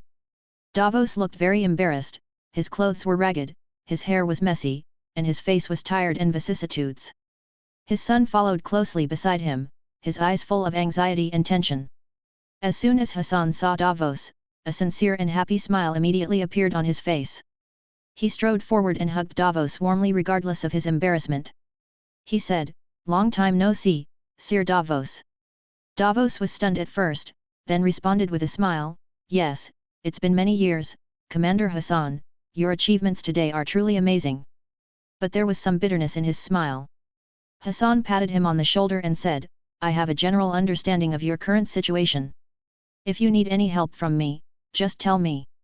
As he said that, he personally poured a glass of summer red for Davos, and asked Davos' son to sit down and poured him the same glass. Davos looked at the wine glass in his hand. The red liquid rippled slightly in the transparent glass, as if reflecting their complicated fate. Hassan's power and status were no longer the same as before. As Gavin's earliest and most trusted subordinate, Hassan now controls the world's largest fleet, with his reputation spanning both sides of the narrow sea. Even though he was usually servile in front of Gavin, when he was outside, even the Grand Lord of Tyrosh had to respectfully call him Commander-in-Chief. The governors of the free trade cities that depended on sea transportation were the same, fearing that they would anger Hassan and be beaten, and dared not go out to sea. Davos drank the summer red in his cup in one gulp, and then said solemnly, "Commander Hassan, considering our past friendship, I hope to ask you for a favor." Chapter 172. Winning over. Hassan asked in confusion, "You don't want the Stepstones fleet to avenge Lord Stannis, do you?" "I personally respect Lord Stannis and feel sorry for his death, but his last name is Baratheon. You should know that Her Majesty is a princess of the Targaryen family, and Stannis is the brother of the usurper." Davos shook his head and said, "No, not really. Although I have thought about revenge for Lord Stannis, the royal fleet has now fallen apart and no longer exists. With my ability, I am afraid revenge is hopeless. I came to you hoping to meet Lady Sellies and Lady Shireen." Hassan nodded slightly after hearing this and poured another glass of wine for Davos. He and Davos both came from the bottom of society and achieved success by chance when they met the right master. Their situations were somewhat similar, and Davos's character and loyalty were what Hassan admired the most. The same experience and mutual recognition also made them good friends.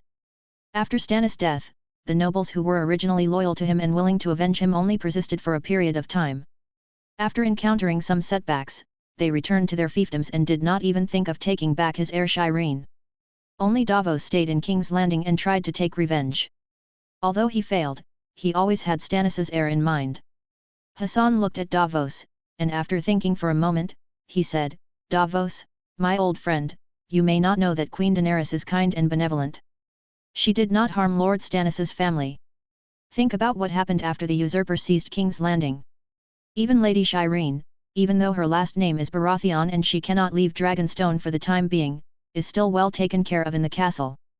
But if a vassal goes to her for help, I don't think it will be a good thing for that little girl." Davos waved his hand and said, "Commander Hassan, thank you for your kind reminder. You misunderstood. I just wanted to see Miss Shireen. I didn't intend to pledge allegiance according to tradition. She is still a child and should not be involved in this turmoil."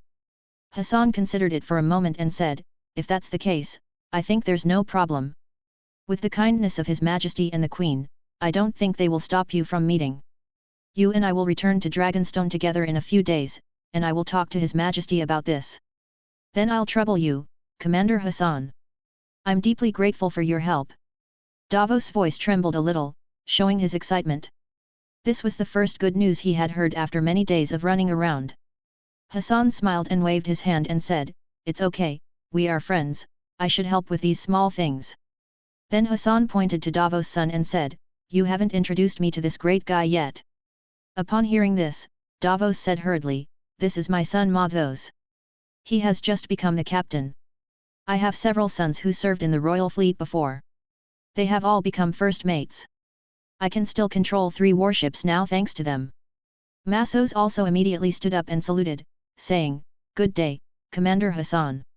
Although this is the first time we meet, my father often mentioned you to me. The Stepstone Islands fleet under your command crisscrossed the narrow sea, and even the free trade cities were singing your name." Hassan laughed so hard that his face turned red.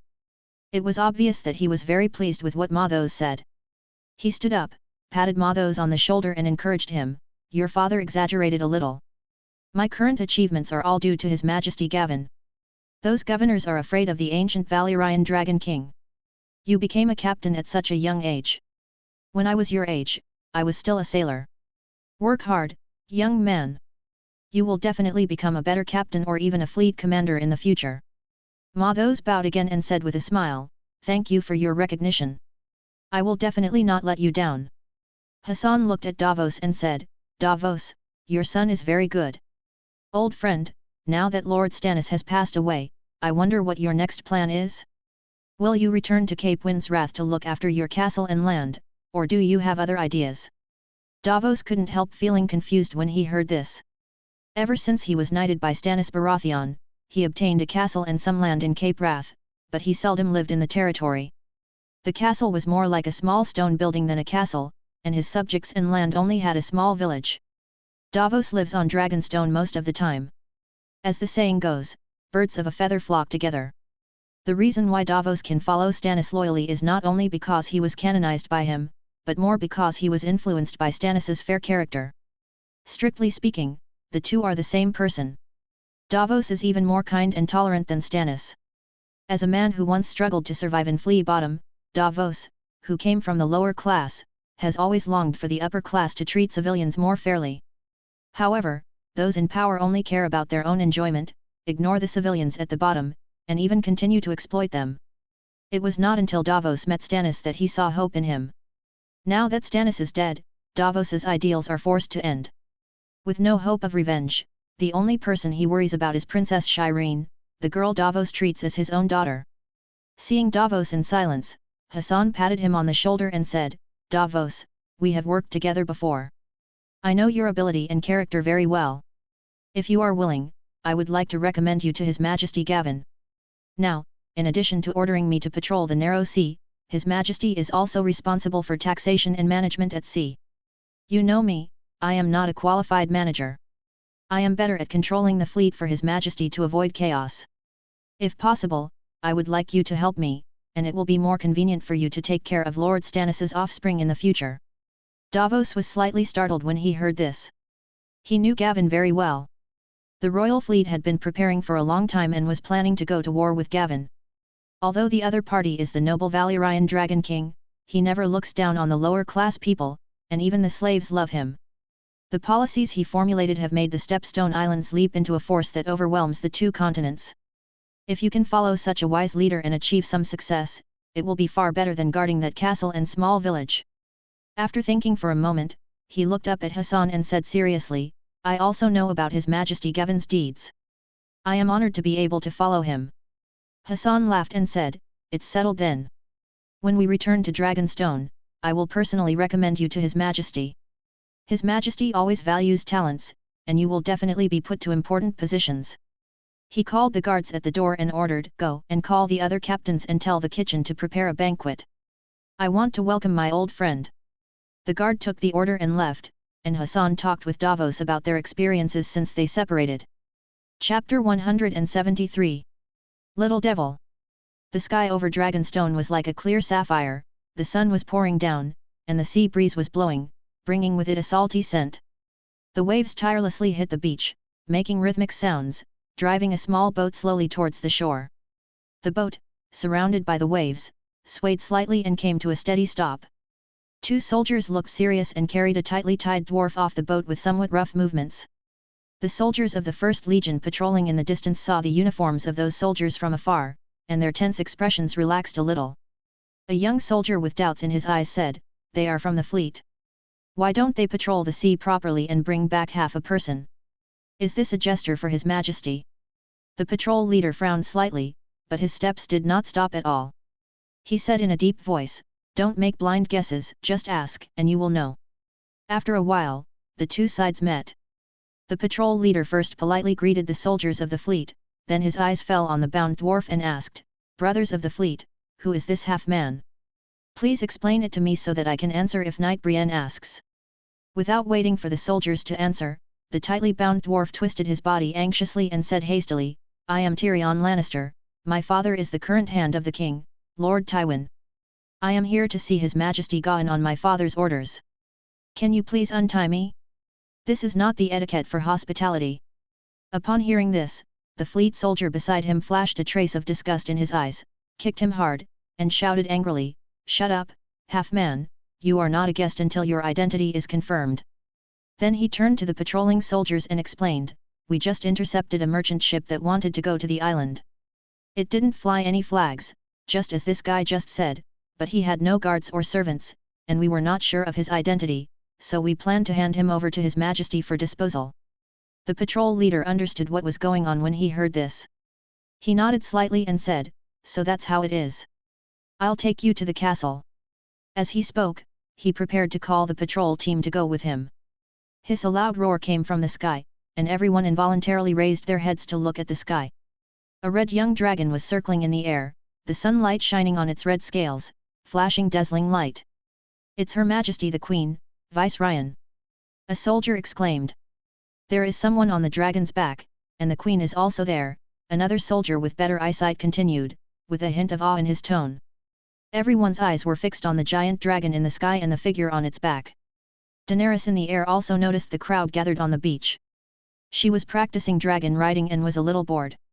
Out of curiosity, she ordered Vice-Ryan to fly down. Vice-Ryan swooped down with a roar, bringing up a gust of wind, and everyone raised their hands to block the blowing sand.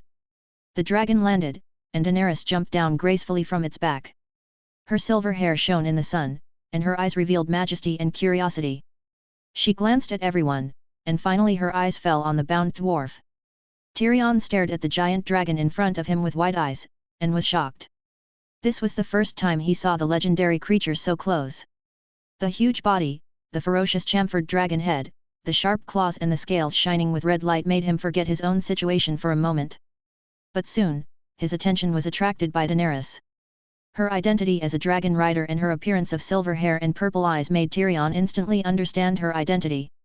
Daenerys raised her chin slightly, looked at Tyrion, and asked, "Who is this person?"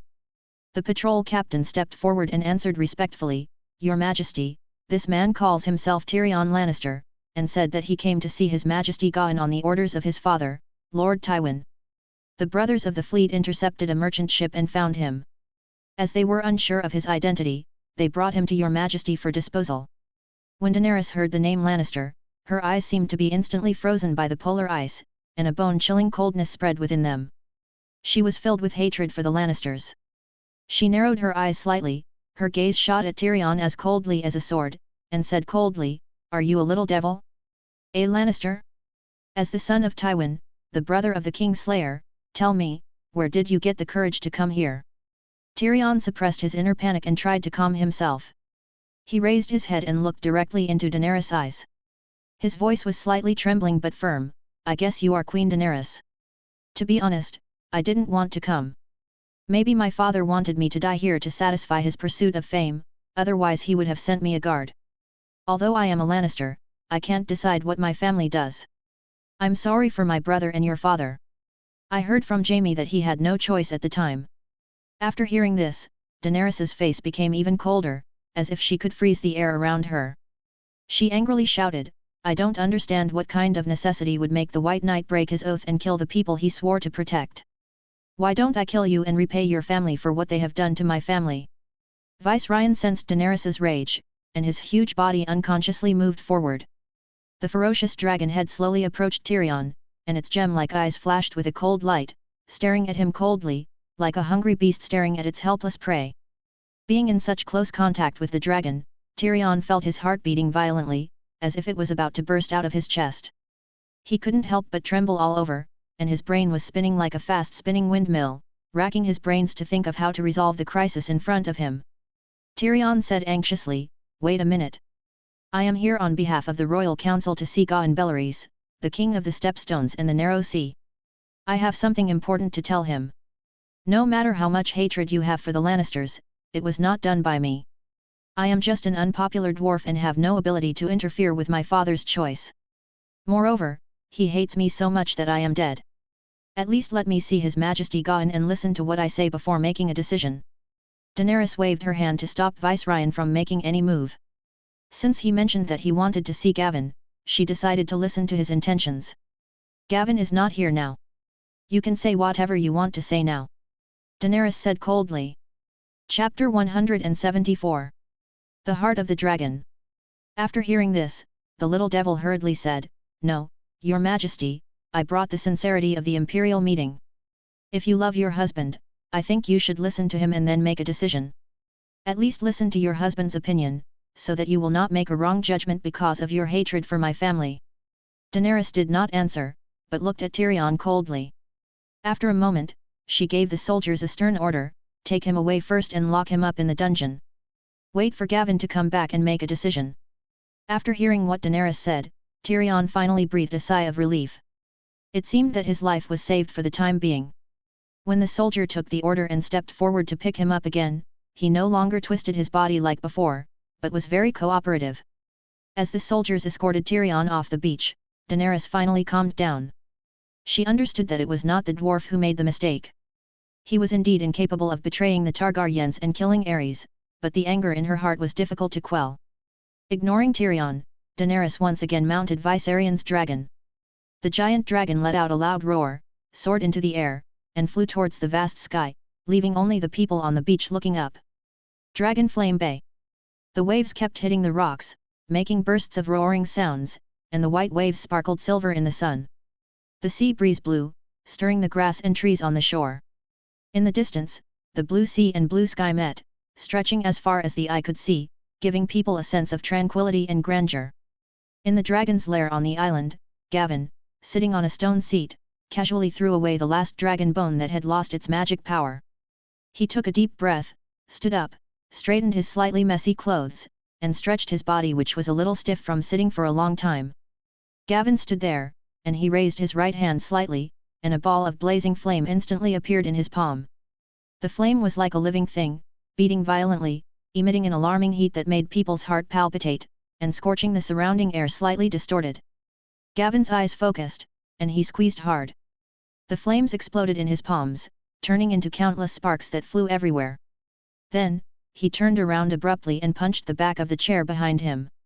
Under this violent force, the hard stone chair back was like a fragile wooden board, and it broke into several pieces in an instant. The broken stones splashed like raindrops, hitting the ground with a crisp sound. Gavin looked at the back of his hand, which was slightly red. The redness quickly faded away at a speed visible to the naked eye, and the back of his hand returned to normal, as if nothing had happened.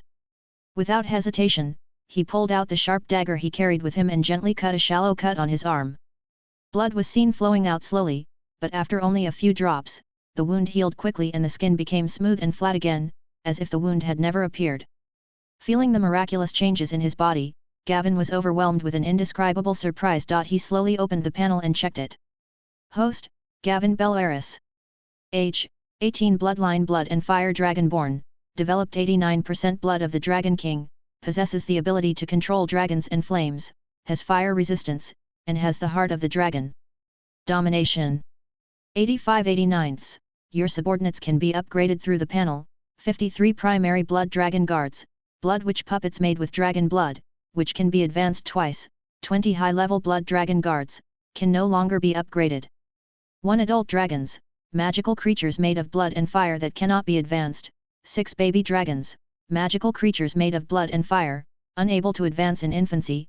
5 dragon eggs, unhatched baby dragons, hatchable. Skill Fire Mastery, Legend Sword Art, Legend Sunblade, Legend Bow, Legend Lance, Legend Energy Points, 110, obtained by automatically absorbing the magic power floating around, or actively absorbing magic power. In the dark and deep dragon's cave, Gavin stood quietly, his eyes slowly moved away from the panel in his hand, his brows slightly furrowed, as if he was lost in thought. On the panel, apart from the obvious mark indicating that the bloodline had been increased to 89% and the newly appeared dragon heart, there were no other changes.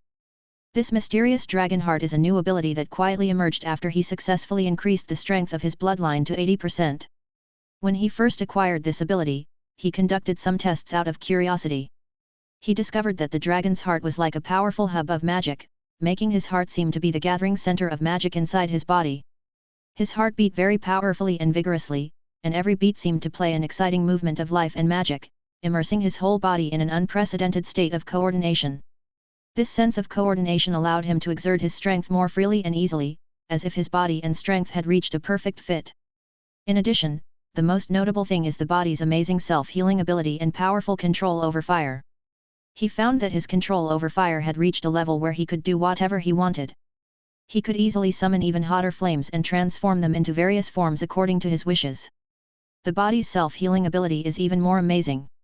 Even if he suffers a serious injury, the wound can heal quickly in a very short time, as if time is flowing backwards in his body.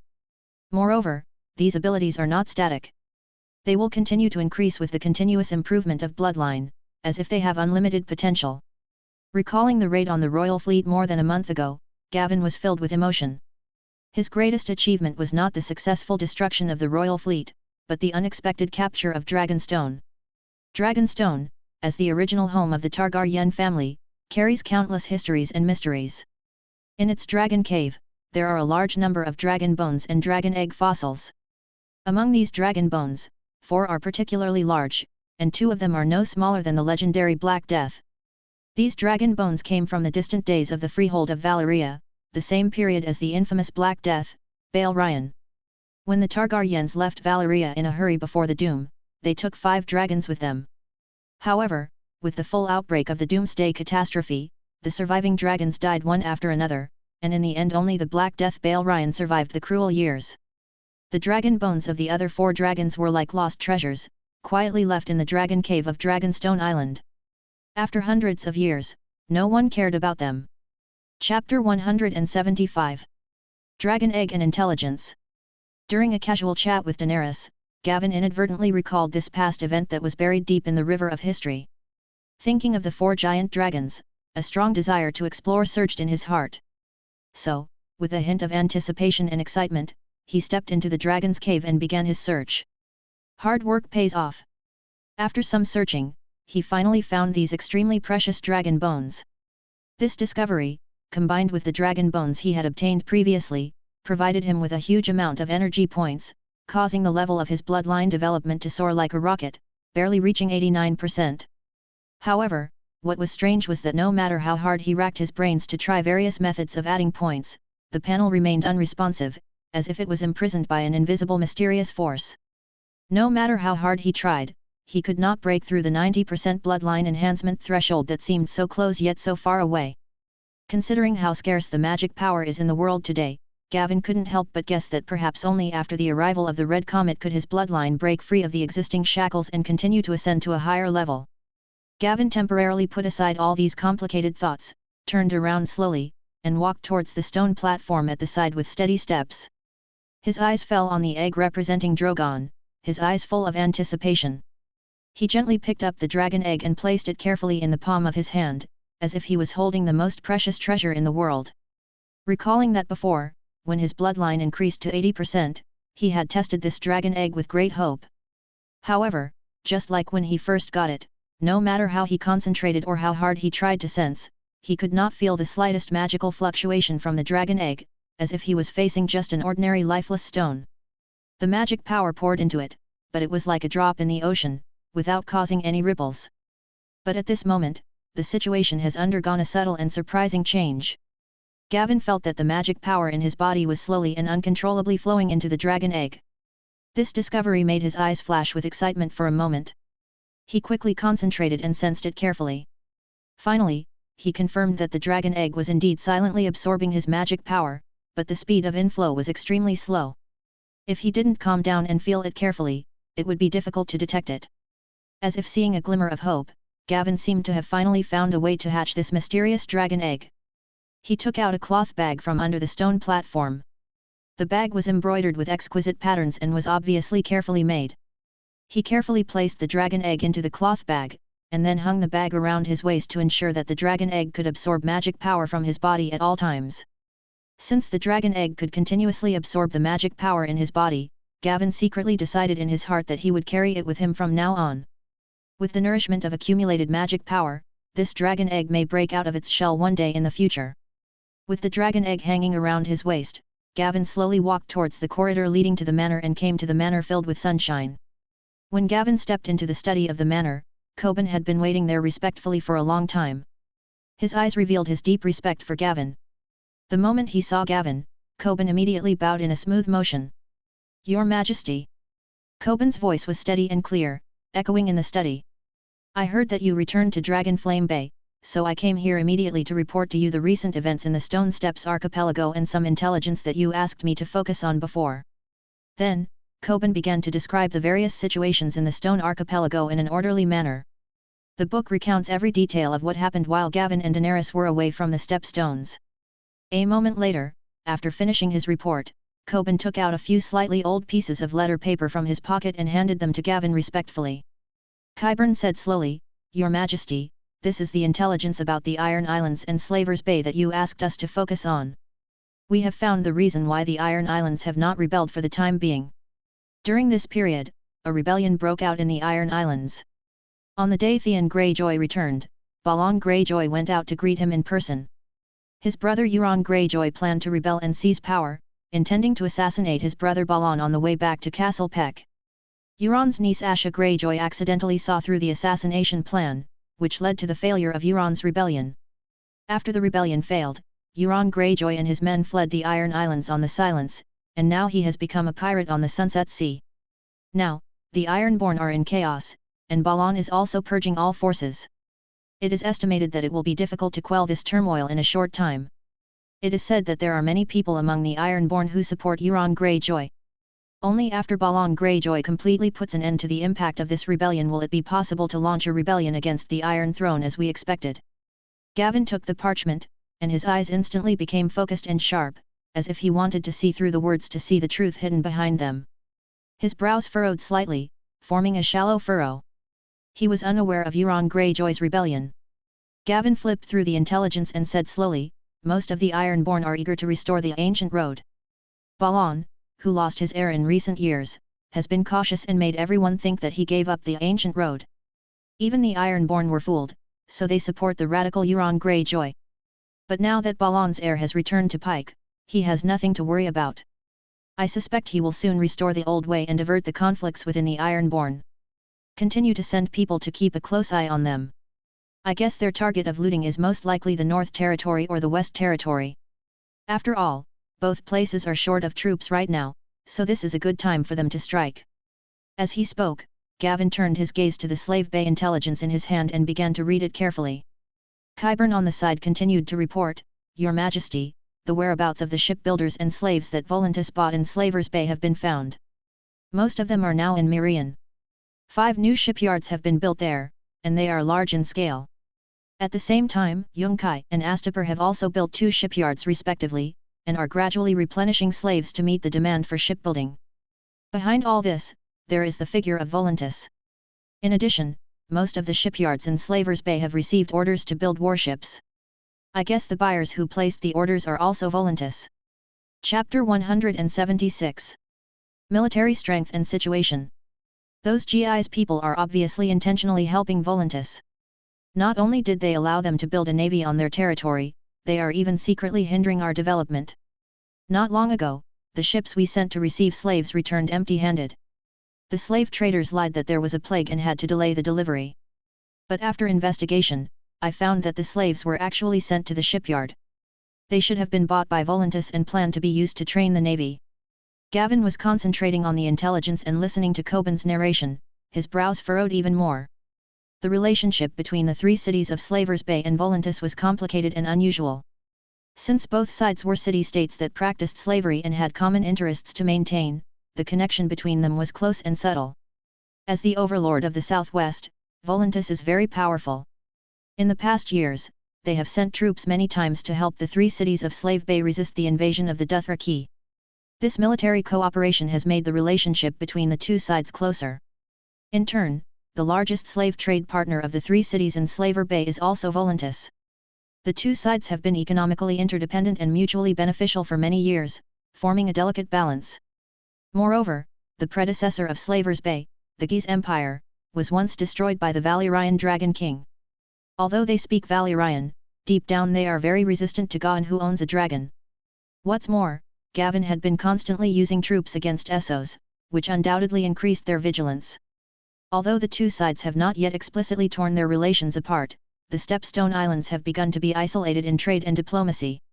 Astapor did not send an envoy to Gavan's coronation, which was a clear sign. When Gavan first acquired the Blazing Shadow, he had thought about copying the path Daenerys had taken, but at that time, he was extremely dependent on Slavers Bay to customize his navy, so he had to give up the idea. After that, the cooperation between the two sides was relatively smooth. In addition, the two sides were far away from each other, and it would be easy to be caught in a dilemma when expanding the influence to Slave Bay, so Gavan always focused on the sea. All the territories he captured were islands, and he even chose to give up some of the disputed areas he had captured. But this does not mean that Gavan has no ambition for Essos. He just plans to use his advantage at sea to build a solid base first, and then gradually annex the other side. Today, the situation in Slaver Bay clearly poses a threat to the Stepstones. Although there won't be too many problems in the short term, if we continue to leave it alone and allow the other party to build ships with all their strength, it will take at least a year to even initially form combat power, and it will sooner or later pose a threat to the Stone Steps Islands. Coben looked at Gavan, who had fallen into silence, and continued to report on the matter. Your Majesty, the Dornish sent envoys not long ago, and Lord Boris received them. They are still staying on Bloodstone Island and have not left. They hope to increase their share of tolls. Since they did not know that Your Majesty had returned to Dragonfire Bay at that time, Lord Boris sent a letter to Dragonstone, hoping to ask for your opinion. Coben's voice broke the silence in the study. Gavan nodded slightly after hearing this, secretly guessing the Dornish intentions. He thought that it was probably because Quentyn Martell's last mission did not achieve his goal, so Prince Doran chose this way to restrict and suppress him. However, since Dorne sent an envoy, it was obvious that the other party did not want to completely break up with him for the time being. After all, the Dornish controlled 1/3 of the trade routes of the Stepstone Islands. If they wanted to increase the toll, they could tear up the agreement at any time. Today, Gavan has complete control over the Narrow Sea trade route. Both in name and in reality, he is the undisputed king of the Narrow Sea. Every month ships loaded with taxes were sent back to the Stepstones, which undoubtedly brought him great wealth and power. However, as the area of control gradually expanded, some problems also arose. Most of Gavan's naval forces were locked in the Narrow Sea, which led to the gradual weakening of his ability to suppress trading city-states such as Volantis. Today, Gavan has more than 200 warships of various types. The main force is the Stone Steps Islands fleet, which consists of 120 sailing warships. These warships are huge and can even fight 5 ordinary pirate longships at once. They are a symbol of his maritime hegemony. The remaining ships were mostly armed merchant ships and longboats and were not incorporated into the fleet. Since sailing ships use ramming and crossbows as their main attack methods, their tall hulls make it difficult for enemies to board them, so they are not equipped with a large number of soldiers like other warships that are good at boarding warfare. The main fleet had a total of 20,000 naval soldiers and about 10,000 other mercenary sailors, all of whom were distributed on other warships.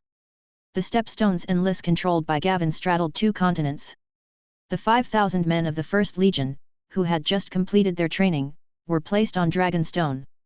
Considering the strategic role of Dragonstone and the fact that the situation in Westeros might require intervention at any time, Gavan did not intend to mobilize this army easily. On the eastern island of Lys, there were 3,000 mercenaries led by Yora stationed. However, since the island of Lys was a newly conquered territory, the mercenaries had poor discipline and loyalty, were slightly insufficient in strength, and could not be mobilized at will. As a result, Gavan found that he had no organized force to use for a while. Thinking of this, Gavan decided to first digest the area he currently controlled. At the same time, he planned to use more than 10 sailing warships and those longships to form another fleet specifically responsible for controlling the Narrow Sea, clearing out pirates and cracking down on smuggling ships, and taking charge of tax collection. After all, facing those passing smuggling ships and merchant ships, it was a bit of a waste to use huge sailing warships. From now on, the Steppe Islands fleet, composed entirely of sailing warships, will be used only in warfare. After the Stone Steppe Islands fleet withdrew from the narrow sea, it was stationed in the Stone Steppe Islands as a mobile and deterrent force. In this way, no matter where problems occur on the east and west sides, support can be provided at any time.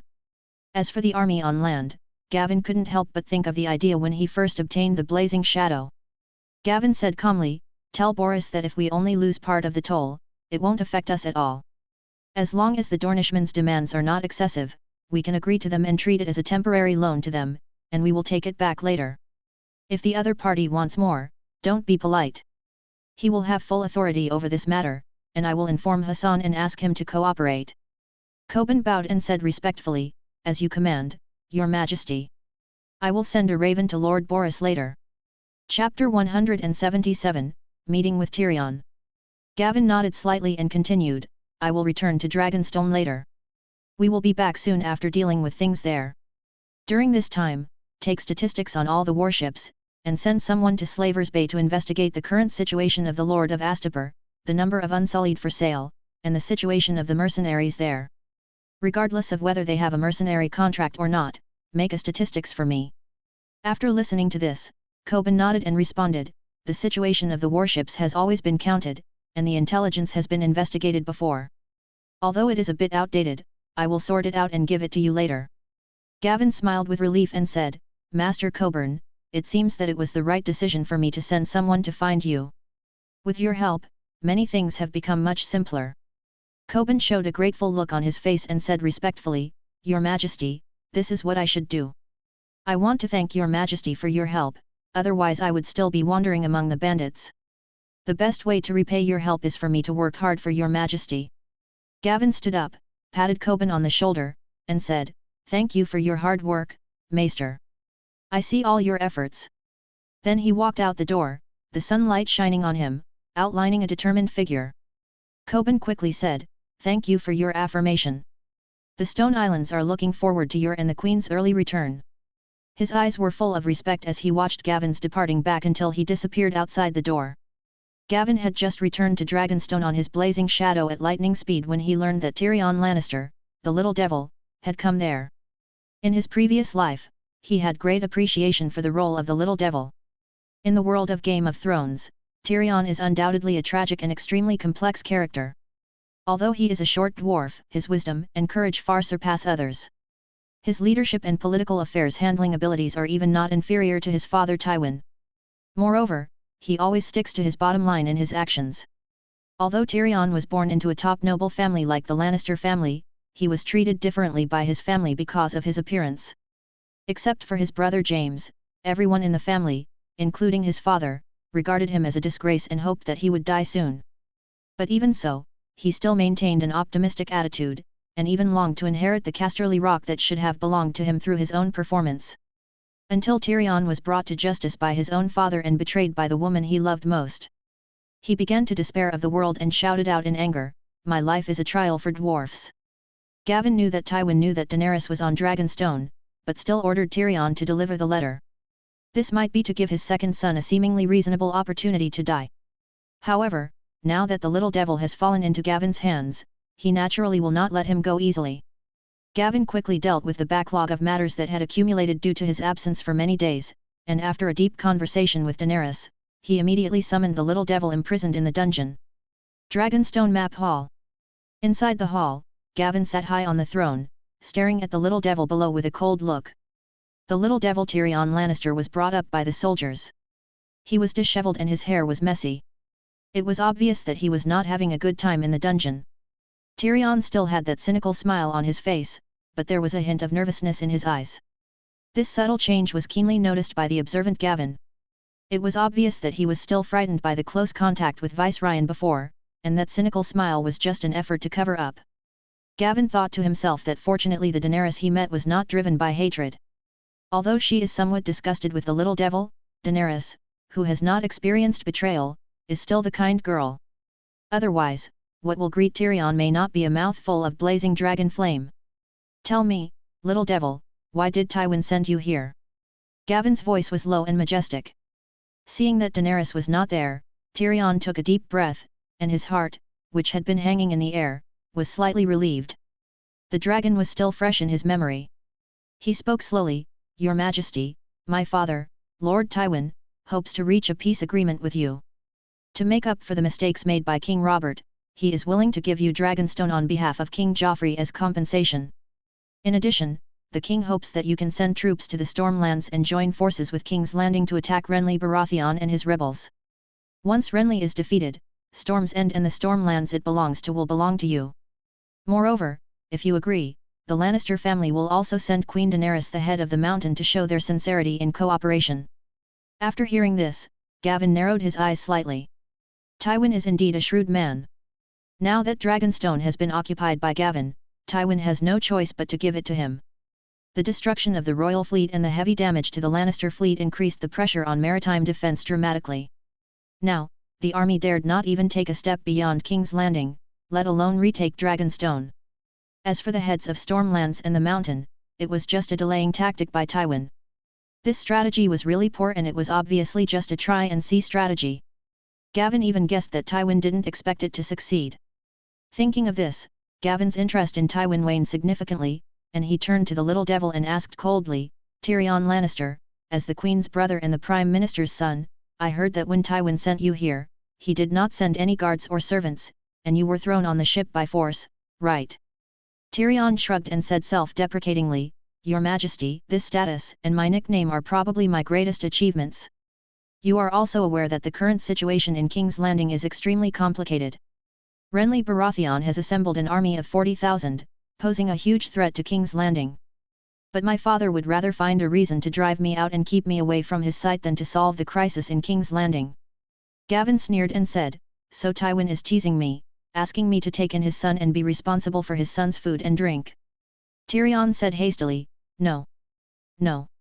Your Majesty, based on my understanding of my father, if you agree to those conditions, his promise is indeed valid. Of course, if you do not agree, please let me, the messenger, go back and report it. Gavin smiled mockingly and said, Oh, really? Then should I accept his gift with gratitude? I am not the Mad King Aerys, and I dare not trust Tywin. What's more, I can send troops to get anything I want, such as the Dragonstone where you are standing now. Chapter 178. Acting Governor. Tyrion sighed and said, Your Majesty, I will convey your wishes to my father. If possible, can you find a ship for me to return to King's Landing? Gavin shook his head slightly and said grimly, Tyrion, I never said you could leave, and King's Landing doesn't need to receive my reply. The feud between the Lannisters and the Targaryens has nothing to do with me, but my queen now is Daenerys Targaryen.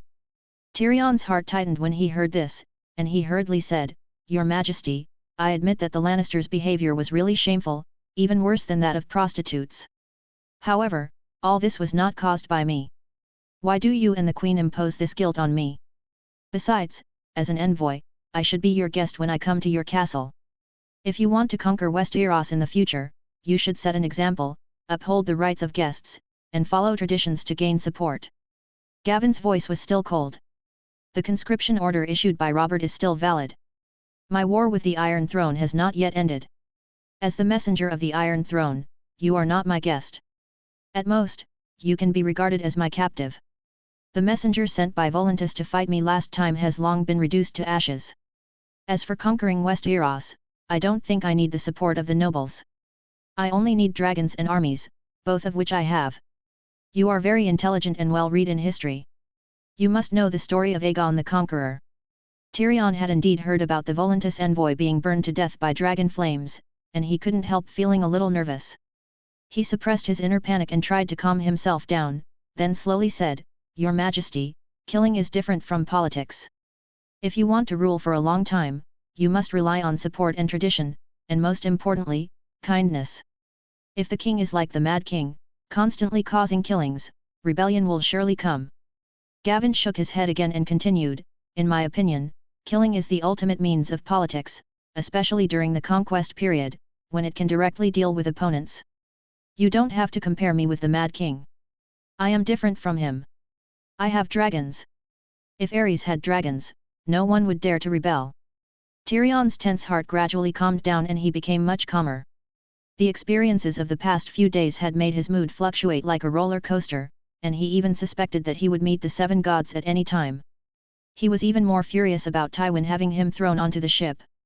Especially when he met Daenerys, if she wasn't a kind little girl, his life would have been in danger if she had been a little impulsive.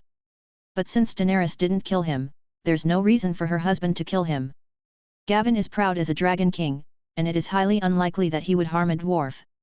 Moreover, Tyrion heard in the dungeon that the other party did not do anything to Stannis' family, and did not even make things difficult for Stannis' daughter Shireen. If you don't want to kill me, why don't you let me leave? You're not just locking me up to vent your anger, are you? Tyrion muttered to himself.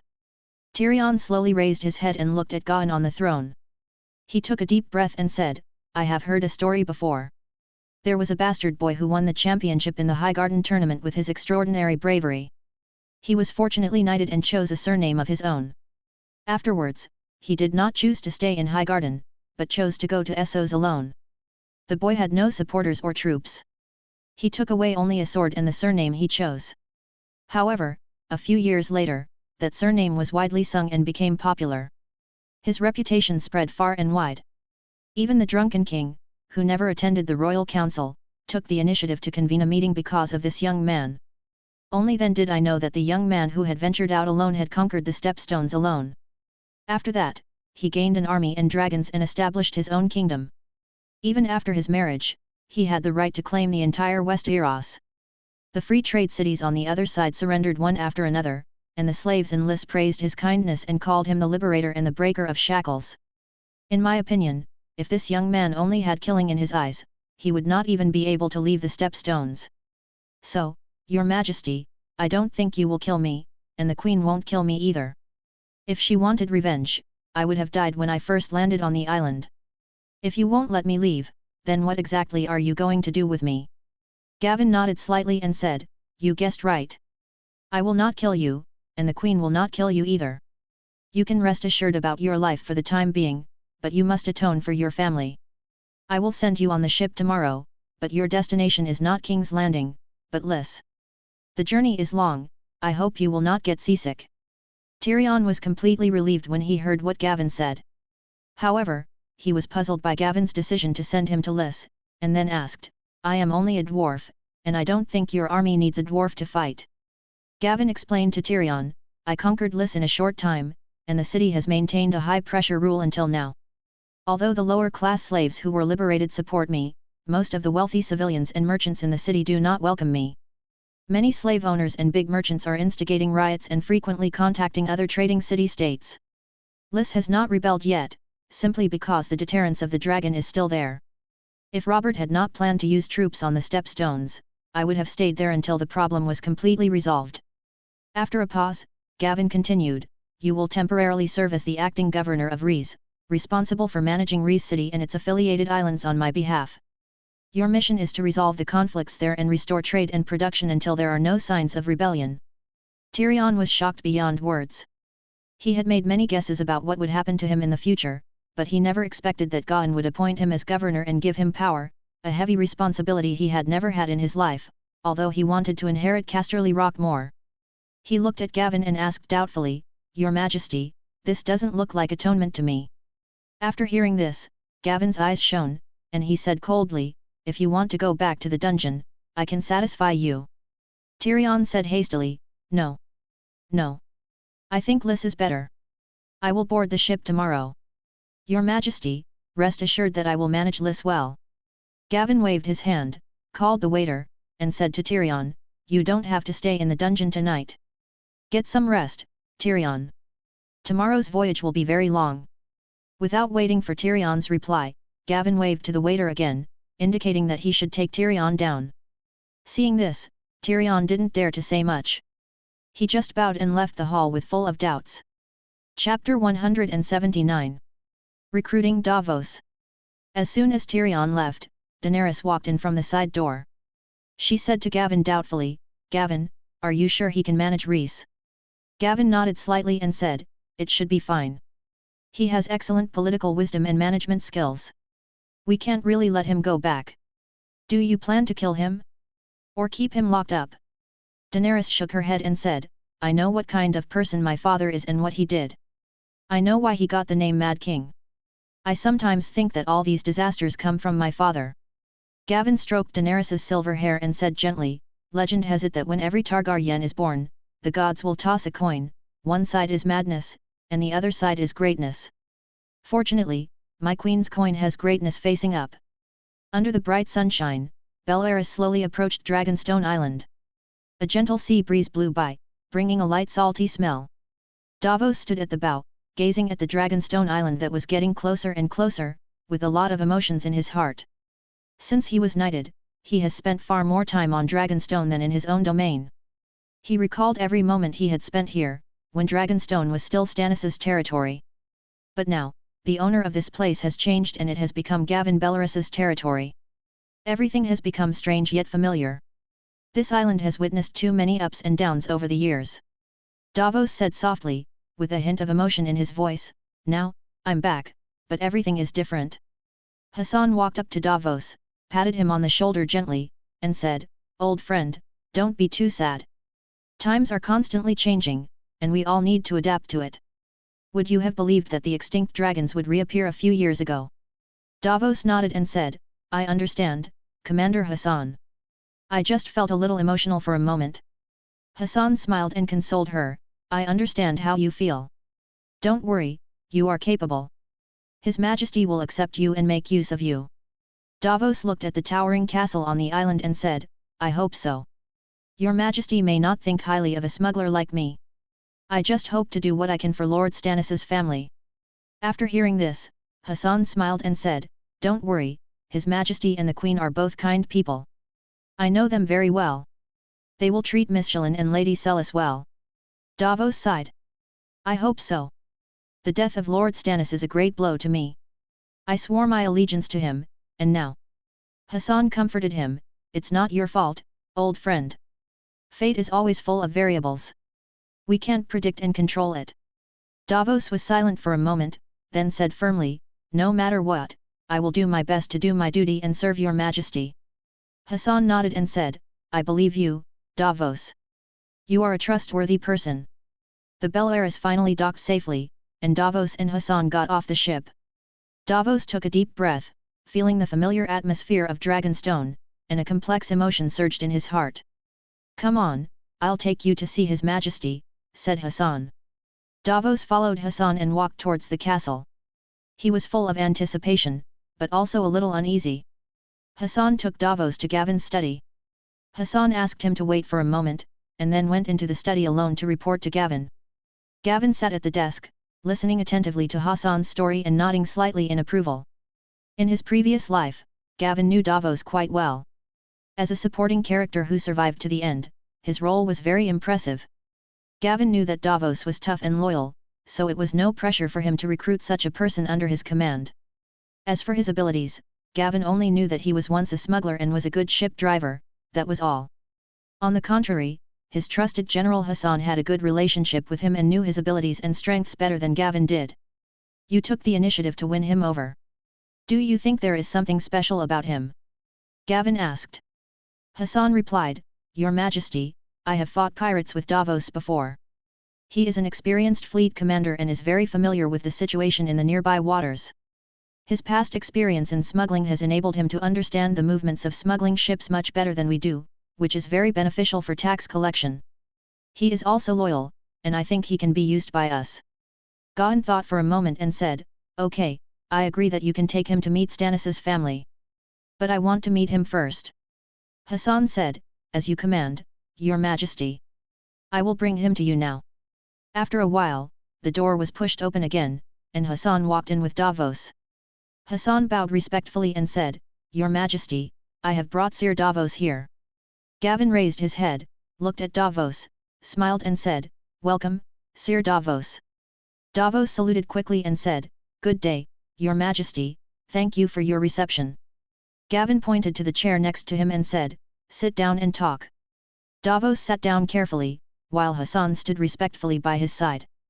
Gavin looked at Davos and said, Hassan told me about you.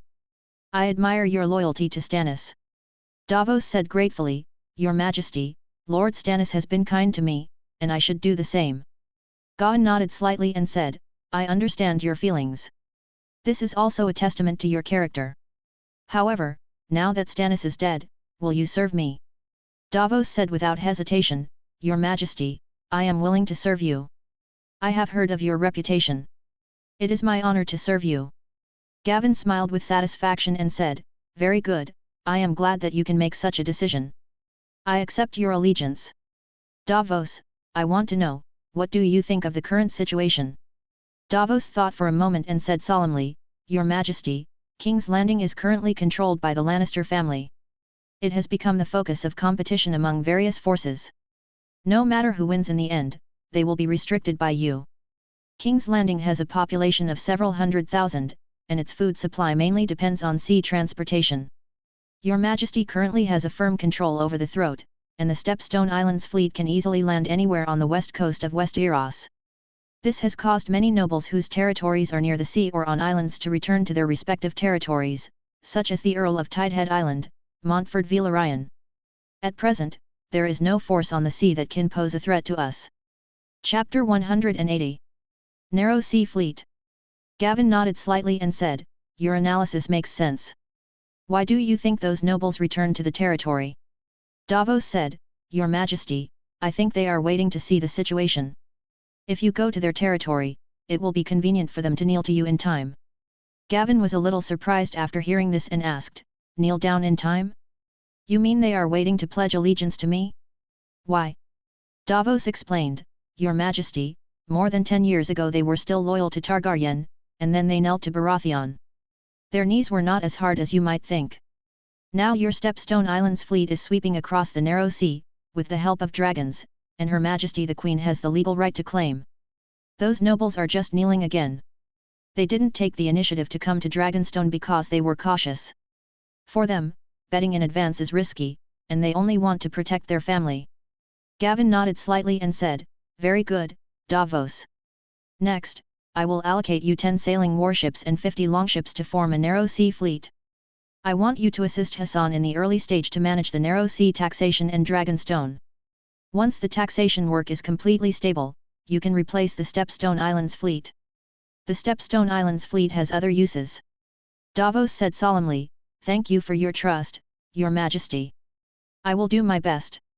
Gavin called the waiter and said to Davos, Let him take you to see Stannis' family. They can only stay on Dragonstone for now. I will let them leave after the war is over. Davos bowed and said, Thank you for your kindness. After Davos left, Gavin instructed Hassan, Hand over the affairs of the narrow sea as soon as possible, and then I want you to lead the fleet back to the Stepstones for garrison. Dorne in the west and Volantis in the east have both made some moves recently. Dorne has been thinking about taxation on trade routes, and I'm worried that they might block Cape Broken Arm. Volantis is secretly forming a fleet. If there is any situation, you will discuss with Boris and Qyburn to deal with it. Hassan asked in confusion, Your Majesty, are you not going back to the stone steps? Gavin shook his head and said, I have something to do. I need to go to Essos. The Queen will be stationed on Dragonstone. The Stepstones will be handed over to you. I have already informed Boris and Qyburn. If anything happens, the three of you will carry out the vote of the royal court. Hassan bowed and said, Don't worry, Your Majesty. I will definitely protect the Stone Steps Islands. Gavin nodded and said, Well, I trust you to do the job. Also, pay close attention to the changes in the situation in Westeros and report any important situations to me in time. Hassan responded, Yes, Your Majesty. Gavin stood up, walked to the window, looked at the scenery outside, and thought about his future plans. After a while, Gavin turned around and said to Hassan, Okay, go ahead and do your work. Hassan bowed and left the room. Gavin sat at his desk and began to write, preparing his plan to go to Essos. This time he wanted to copy Daenerys's path and take over Slaver's Bay in one fell swoop. In the castle garden, the sun shone on the colorful flowers, shining brilliantly.